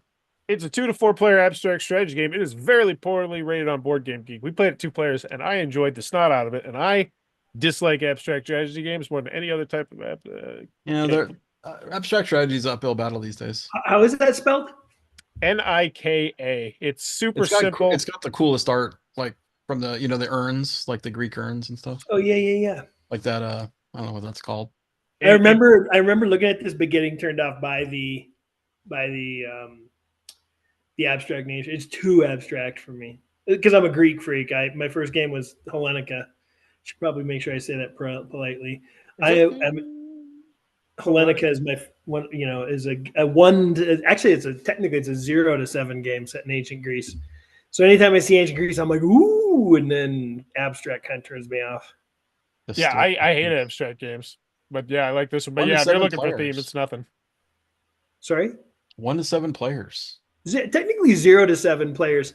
0. I'm so proud of the AI in that game. Oh, I see. In that, I've absolutely spent my Friday nights. This is how exciting my life is. Literally watching the system play itself. Right. Interesting. The cool thing about what I did in that, I have to humble brag. I'll pat myself on the back in a minute, Lance. Is I gave the AI a memory. So one of the things that happens is, a 7-player game, right? There's not enough room. It's a 4X. But if the AI is playing and you attack the AI or do something negative to the AI, you have to place one of your cubes, because it's a cube action game. You have to place one of your cubes of your color in their grudge space. And then on the cards that you flip for the AI's behavior, some of them list grudge as a motivator, in which case you focus on that particular player, right? So anyway, really proud about that one. Sorry to derail. I just find it fascinating that there's 0-player games, period. I've only seen it done a couple times. Hellenica, and then Spring and Autumn Story of China, which is the same system but set in China, is 0 to 5 technically. So anyway, Spring and Autumn is probably a little bit more elegant of a system. There's some streamlining in it. So do we want to bother with the second initials, or I just save it? Save it. Save it. Hey, have you guys heard of Seismic? Board game Seismic? CYSMIC? Negatory? MIC. It's a game that no one will ever find by searching it on BGG, because BGG is not smart searching. I think I spelled it right. Yeah. Seismic. Can that ever be smart, by the way, Scott? Or is that just shit? So here's the thing. I think AI will be able to do that for us. Yeah. I do know Seismic. I cover their Kickstarter. They were on Kickstarter, then it failed, and they went to GameFound and succeeded, right? Yeah, exactly. They did 271K on GameFound. I've actually been in contact with the designer for years now. Back when he was even pre-launch, we bounced things off each other. But the main reason I'm so fascinated by it is, just like Dragon's Down is for me, this is his passion project, right? We've had some very detailed conversations about that. And anytime somebody does it with passion, it's going to be better than, doing it mechanically. I don't know about that. I think it all depends on the rule booklet. There's a lot of passion projects that go to complete shit because somebody didn't trust the rule booklet and their playtesters. Yeah, not a universal truth for sure. And circling back to a comment I made before you ever joined Forrest, which is there are a lot of people running Kickstarters and doing things who don't have a lick of business sense, right? I played 3 games. I think I can do it better than Ticket to Ride and Catan. Let's throw those 2 together. Right. It's going to set the world on fire. But my main point was Seismic is on my radar because I think they're on schedule to deliver, and I can't wait. I'm excited. I'm excited to see what the finished product looked like. Isn't that the one with like humongous pieces? Like, because I remember that was like their. It has like buildable, humongous, large pieces. I don't know, exactly what they settled on, right? Because I know he did after that first campaign didn't fund. He retooled, and because it was definitely a space hog. He wanted to make it more reasonable but highly competitive game and really cool. I just got a new Shem Phillips game in the mail today. Storm Raiders. Did you preview that one? Shem's normally are pretty boring, so just don't cover him. He doesn't do videos, and so I just say nope, not covering you. If you don't have a video, no, I'm not. I don't. Oh, he didn't do a video for the Kickstarter. He normally doesn't. I've covered one or twice of his before, and I was just like, yeah, this is boring. I don't want to cover yours anymore. This is not set in the the what's the worlds that he does, like Tigris or whatever it is. Oh yeah, the South Wales, South Seas or whatever. Like yeah, it's a different. This is like a totally like post-apocalyptic future kind of thing. Is it good? I just got it. I don't know. I'm excited to try. And you said what's it called? Like Shem Phillips. Storm Raiders. STORM. No, yeah. Again, I'm pausing because I'm reminded of names that aren't evocative of much. I also got Soul Raiders in the other week. Do you remember? Oh. Have you heard of the Soul Raiders game? It's Mark Andre, which is you may know from the word splendor. Yeah. Never heard of the guy. Oh, he's got a new one. It just came out. It's the Kickstarter. Finally, I think it's like 2 years late. Soul Raiders. Now I played it this weekend. Oh, how was it? I cannot comment on it yet because I don't know if I played it correctly because the rulebook is not great. Ooh. And it's kind of a weird. It's one of those games that says don't take any turns, and I'm like, I don't like that. Like I need structure. What do you mean? Don't take any turns? Like anyone can do anything they want at any time. Oh, like, willy-nilly. I'm like, oh no, that's those kiss of death for me. Like, that means that people are just playing on their own, and they like you don't get to see what they're, like if you got a monsters bottle in front of you can basically fight them, and just do it without anybody really paying attention. Now people can assist, and it's an adventure game. It's like but it's a card game. Yep. But it's a really cool looking game. It looks amazing, and it comes with like stacks of cards. This like big. They're not index cards, but like I don't know what that's. It's not an 8.5 by 11, but it's more like a. I don't know. Does that work for you? Like, it's like it's a half an 8.5 by 11. Yep. And it shows where you are in the world, but it's like you can move anywhere you want. I'm like, okay, I see how it works, but like, I don't know. I couldn't quite get the play of it, so I'm gonna have to watch a video. Like I played with my wife and she was like, I don't understand this. I'm like, I don't understand it either. And I kept trying to read the rulebook like while we're playing, and like nothing was coming clear to me, which is unfortunate because I really want to play this game again.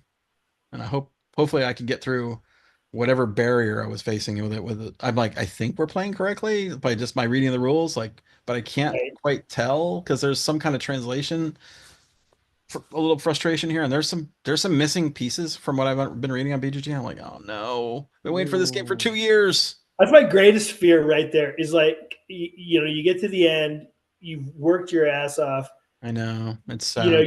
You've sent your booklet around for all kinds of outside review, and then my biggest fear is somebody goes, "You forgot to mention this phase" or something like that. From what I've read in the forums, there's a lot of the rules are not in the rulebook. It's a 2 to 4 hour game. I didn't realize there's a beast like that. It's an adventure game, right? You play through it until you're playing like it also has like an abstract way of tracking, like it's group health. So if you're in a fight and monsters are on you and they hit you, it ticks the timer, right? It's like one of those, like no one has any health. It's just group health that just keeps going around this big timer board. And each time you go around the board, you lower your stamina and you can do less. So it's just kind of annoying, but like you're drawing 4 cards, then you're only drawing 3 cards, and then you're only drawing 2 cards. And then if you go to 1, you're dead. So like you lose, like that's a game over thing. Usually I don't like dwindling, when you get hurt as time goes on, you're getting worse and worse. I usually like to get stronger and stronger as time goes on, but right. I don't know. I'm going to have to grit my teeth and try to get through it because I really want to love it. It looks so cool. And it's Marc Andre. Like, how can he? What is this? It's got to be something here. Can't write it off immediately. But that's one of those things. Like, if I was playing my game group on Saturday, we were not playing. I was playing with Michelle. If I had been playing with my game group, we would never go back to this game. Oh, interesting. The way the rule book is, and how like exactly like it's just like what, like there was like some concepts I just couldn't grasp it. Anyway. I hate that when they don't do a good enough job explaining it, and you're just like, wait. There's some rule books that you're like, oh man, I wish there was something else here that maybe I'm missing something. Like, where's the rules? Like, or the worst is when you get the example and you're like, you motherfuckers could have put a great example right here that everybody's gonna have that question, and you fucking didn't. I know red is red. So just as an example, one of the things, like, so the cards, there's 4 types of actions you can do in the game, and there's red cards and green cards, and they never say what that means. Like, there's no key to like, what is this? Like, I know what it is, like, because I'm not an idiot. Red card is an attack card, and green card is movement card. Is that in the rulebook?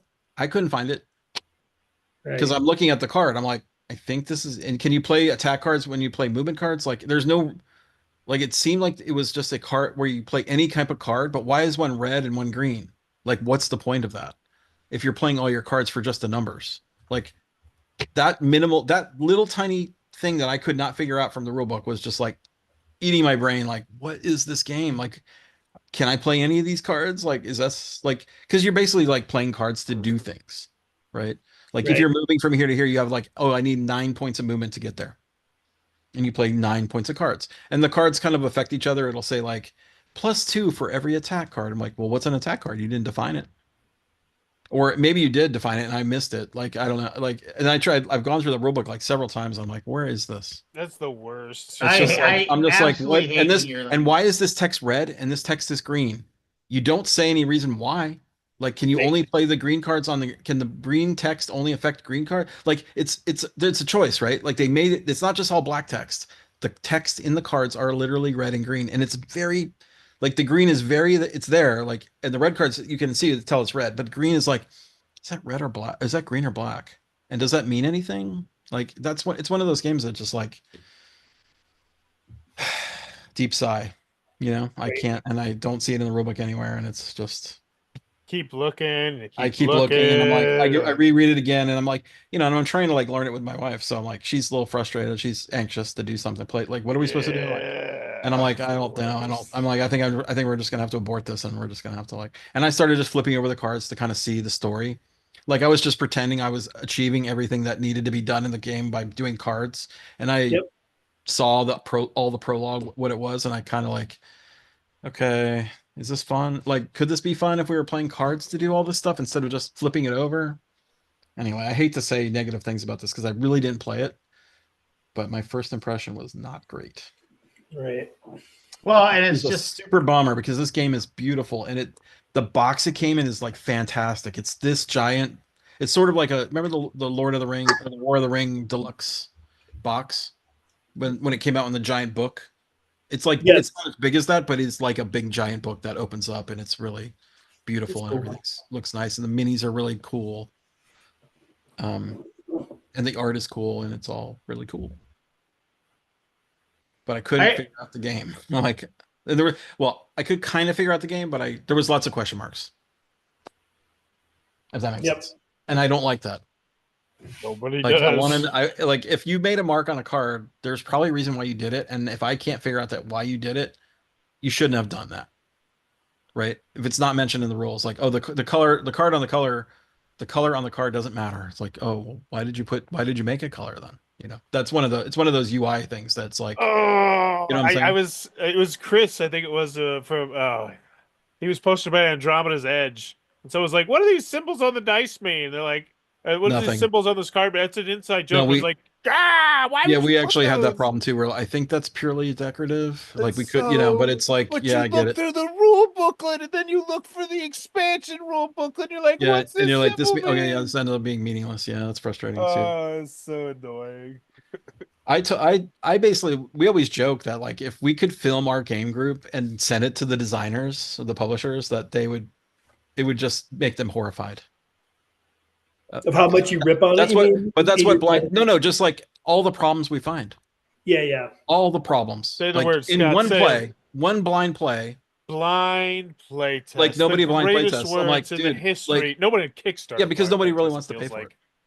Believe me, because here's the thing: you're paying for the hourly rate, right? Like, you'd be paying, like, I wouldn't do it for anything less than like $200 an hour. Like, if I was doing it as a job.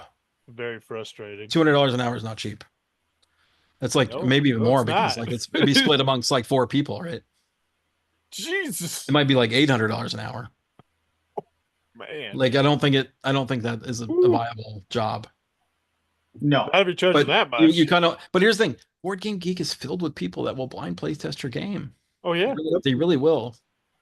that's what I say all the time on Kickstarter critiques. It's like if you don't put your rule booklet on your thing, you're a fucking idiot. You are an absolute 100% stone cold that he was just scared. You're fucking scared. Because I checked one today. It was Click a Tree. It was Uwe Rosenberg's new one. And there wasn't even that many people who'd backed it yet. And already there were 3 people chiming in about the PDF rule booklet they put up. And I said, yeah, that's why you do it. Because you get the feedback now. You get it now. Yeah, man, you can fix it before it goes to print. Yeah, it's just, and when I see the companies who don't put it on there, it's like, give us a rough draft. That's all I got to do. But this is a work in progress. This is from a couple weeks ago. But oh man, that grinds my. Hey, Forrest, that's one of the things like Dragons Down. I released the tabletop simulator mod to the Discord community 6 months ago for the Natives expansion, which is on Kickstarter right now. So not only playtesting, not only blind playtesting, but literal fans of the game testing. Right, so they can really dig into it. They tear it apart for you? There was a lot of feedback for sure, right? But then more than that is some actual ideas that the crowd had come up with or what made it into the game, including some pretty fundamental stuff, to be honest. Like the flow or whatnot? No, more like the way certain rules should work. So you can just rapid and look, the fans of Dragons Down are pretty excitable. they're pretty rabid about it. So they jump in quickly on the play tests and stuff. So it's pretty cool. It's a good problem to have right there.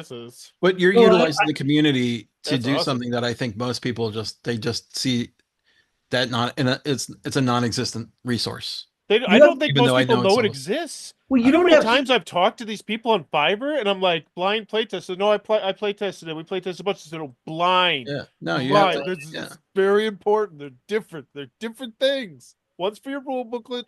One's for your game. Yes. Yeah. Well, anyway, what are you gonna do? But we have a very one of the guys in my group is Mike Langlois, who created Fireteam Zero. Oh, okay. And he worked out Fireteam Zero is kind of a masterpiece, unappreciated, honestly. And he worked out so many issues ahead of time because that's the way he is. He figures that there's a different kind of mindset of yeah, it works enough. We can ship it and people will figure it out. But he went through the process of how to figure it out using other people, doing lots of blind tests. Well, why didn't you figure? How did you not understand how this worked? And so he tries to solve those kinds of problems. Yeah, that's what I've heard from a couple people. Yeah. Is and he's very good at honestly, I almost want to tell him sometimes let's not critique this game until we play it for at least an hour, because that brings me down. Just because here's the thing, we can't ignore issues. It sucks because there's so many great games in the world that any little issue now becomes like a little niggling thing in our group, and we're we have to focus on it. How hard would it be to do this? And yeah, we know it's not that hard, but they didn't do it. Anyway, it's pretty common to get people that are I think that this should be like this or that should be like that, and you're just kind of can we just play? Well, he's also really good at everything, all the little things why are you putting color text on the card if you don't explain what it is and it doesn't matter? Why are you changing the colors of the cards to that's definitely signifies something? So why are you doing it? But and that's fine. It's one of those. But I've definitely played with people that are oh, this should definitely be we should have this action happens before this because that's how it should go. Yeah, I'm always hard. It's hard to turn off the game designer brain. Can we just play the game and then argue about it later? Yeah, I agree. Yeah. There are times when I'm oh man, let's just stop picking this game apart and just play it and see what we can get to. But right, can I please enjoy the game? Yeah, it's no fun if you just sit there and just nitpick. Well, Lance has talked in the past. He goes, I don't know if this is still true, but at the time he was saying something I don't remember the last time I played a game that wasn't for work, something along those lines. And I mean, BGG Con. Because I played, there's a couple games we play. but it, this we become like one of my big things, like Nemesis, which is a game, which is a game I really love. Is why are there cards? It's a fake deck builder. You never add cards. You never take away cards. To your action deck. So you're shuffling like these 10 cards, draw 5. You don't even need the cards. I understand some maybe simplifies some things, but that's so playing a game and you go, yep, these three things were a little bit different. But hey, Evan. Yeah. What's up? Yo. Evan and I played 2 hours of Dead Cells last night. And I wanted to keep going. Yeah, it was like 1 o'clock when we were done. Yeah, it was addictive. And I'm like, let's just stop. How many games was that? It was like probably 5 or 6 runs. Oh, that's five or nice. 6 runs. 5 or 6 runs. But one of the runs we died in like 2 turns. That's true. Right? Because we were like, I was sort of explaining it to him, and like we weren't really talking through the turns as well as you could. Like, because that game, it's really an amazing game actually, and I don't really like a lot of people talking about it. All right, damn it, I'm gonna play it. It's a slightly, what is it called, deterministic combat. There's no dice rolling.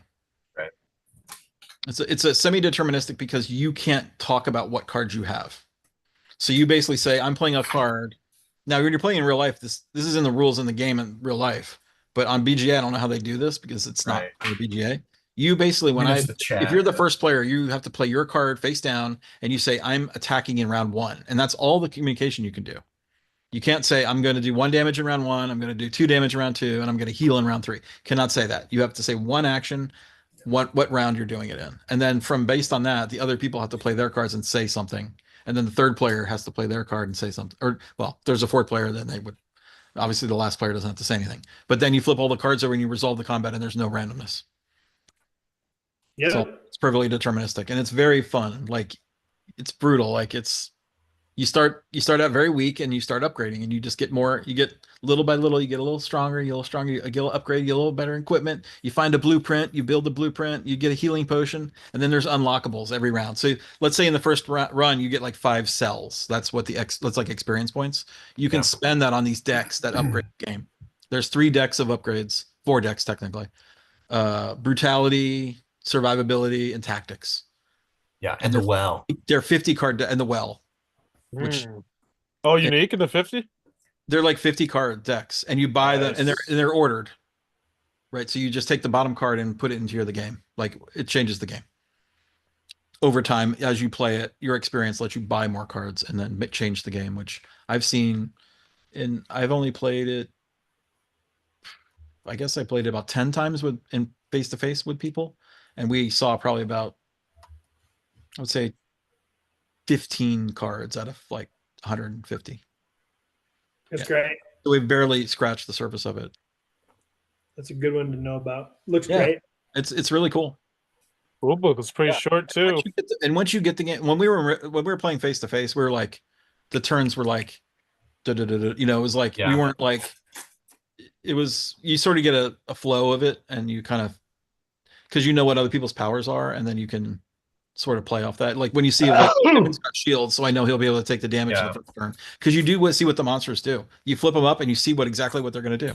First round they're going to hit you. Second round they're going to shield up. Third round they're going to do nothing. And I liked that it wasn't overly quarterbacky, because you didn't actually see you didn't actually look at my cards, and I didn't exactly. I couldn't. Look at your cards. You don't look at it. In fact, the real game, you can't really say anything about your cards. Right. But you can say things like, "I'll handle this guy." Right. I'll deal with this, and you deal with that. Can you help here?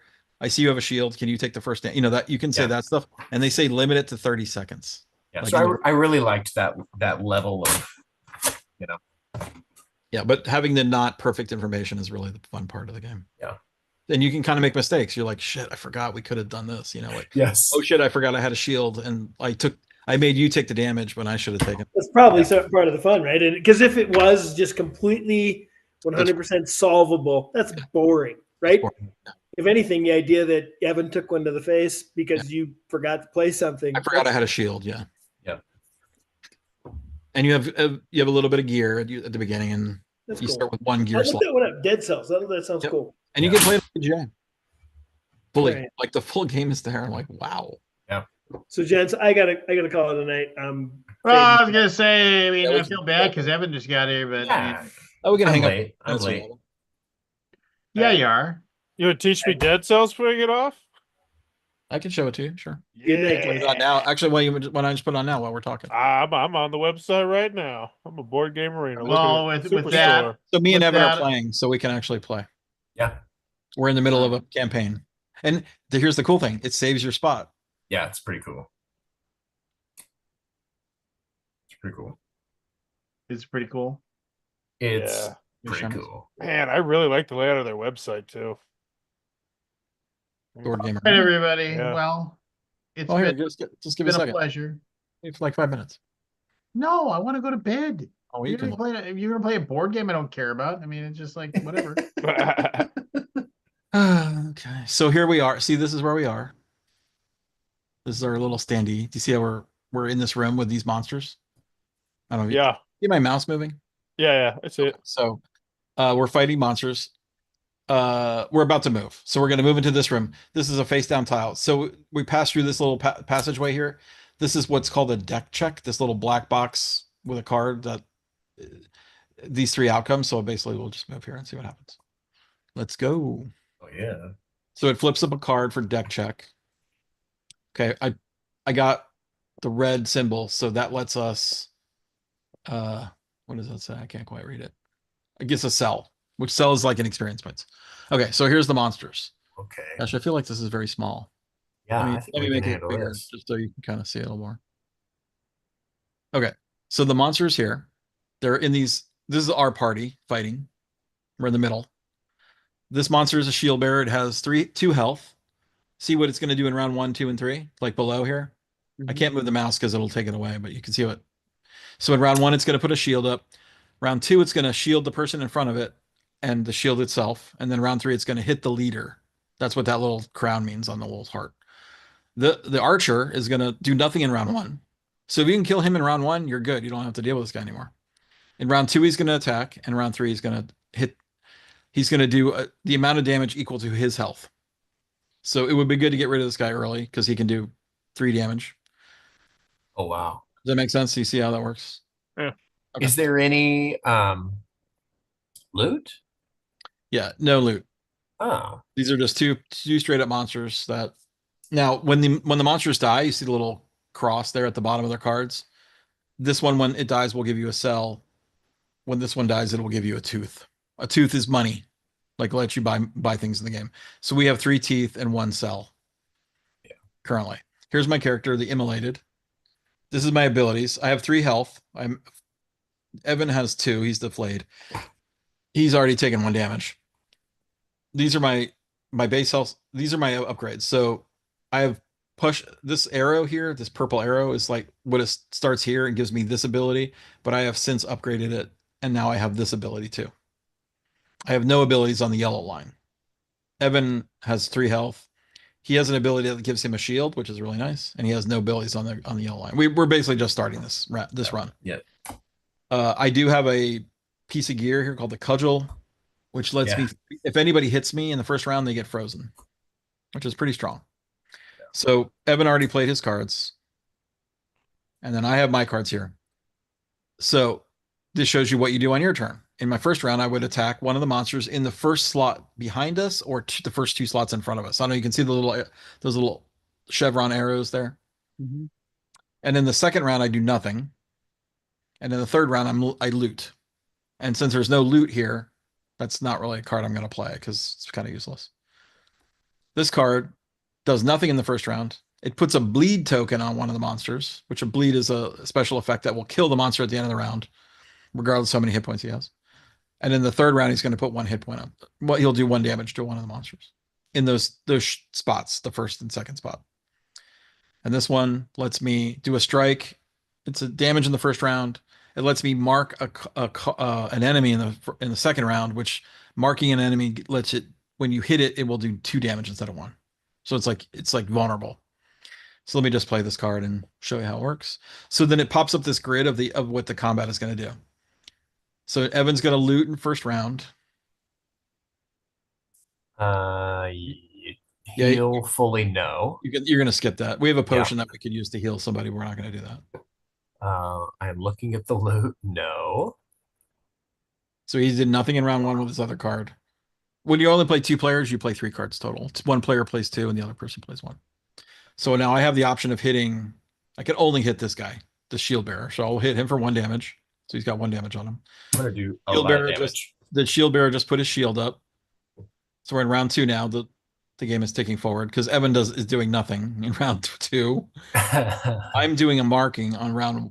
Mark the archer, I think, because I think I can. Oh, you can't. I can only mark in the first or second spot, so I have to mark the shield bearer. Okay. The shield bearer is going to do another shield thing.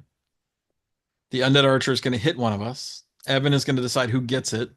Let's see, undead archer. I'll take the damage. Right, because then the cudgel will get him. Yeah, the cudgel will hit him. Okay. And I already have a damage. Cool.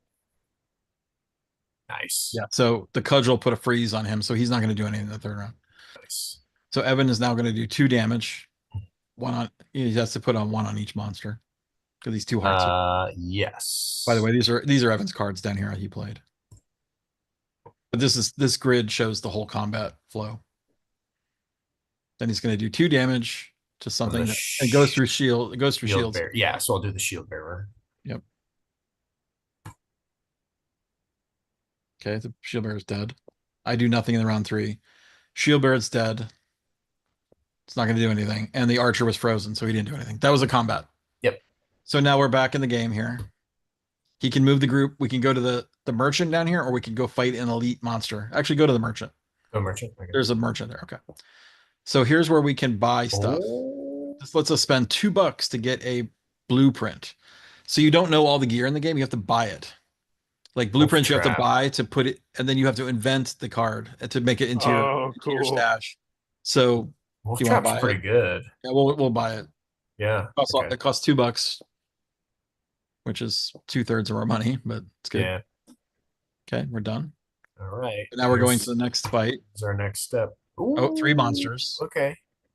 It's gonna be a little trickier. Some good loot though. Shield guy in the first spot, a zombie in the second spot, and a zombie in the third. Oof.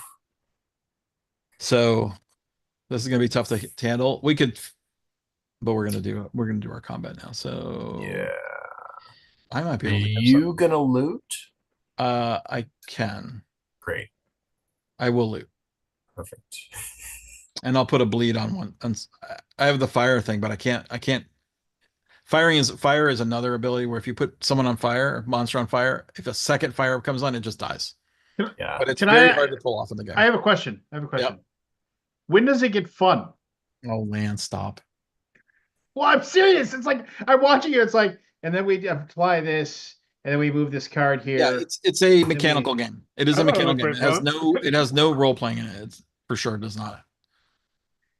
It's a purely mechanical combat game. This game screams for automation, where like it's just like it feels like. I mean, I great that you have fun playing it. I hope you have an amazing time.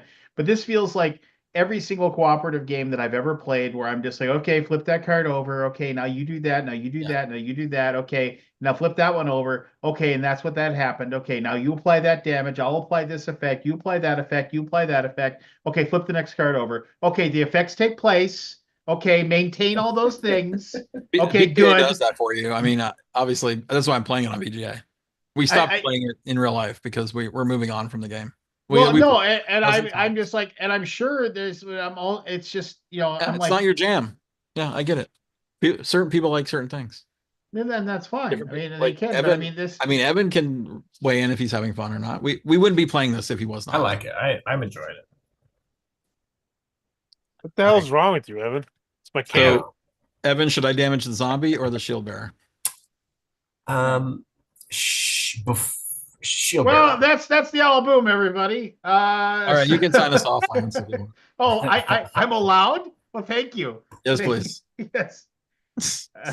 You do the one in the middle? For letting me end my own podcast. Oh, we can stop sharing. Here, I'll stop. Sharing. No, you're fine. You're fine. Oh, it's not. I'm sure it's an amazing game, and I hope everybody. I think it's a cool game. If you're into this kind of thing, this definitely scratches an itch. And certain people don't like that kind of game. I get it. Yeah. I can kill this shield bearer, so bleed somebody Oh, else. thank God! I was worried about the shield bearer. I thought you might be. I mean, That's I was why I more was letting you concerned about know. that zombie. oh, I know. No, the zombie on the Evan and I 3 had a good spot. time with this for 2 hours last night, and we I think it looks like a fun game. Evan it's a certain had kind of porn. fun. Evan It's had a certain porn up kind in another tab. That's the only reason he doesn't was know still it, there. understand it. So Okay. I know All it's right, not everybody.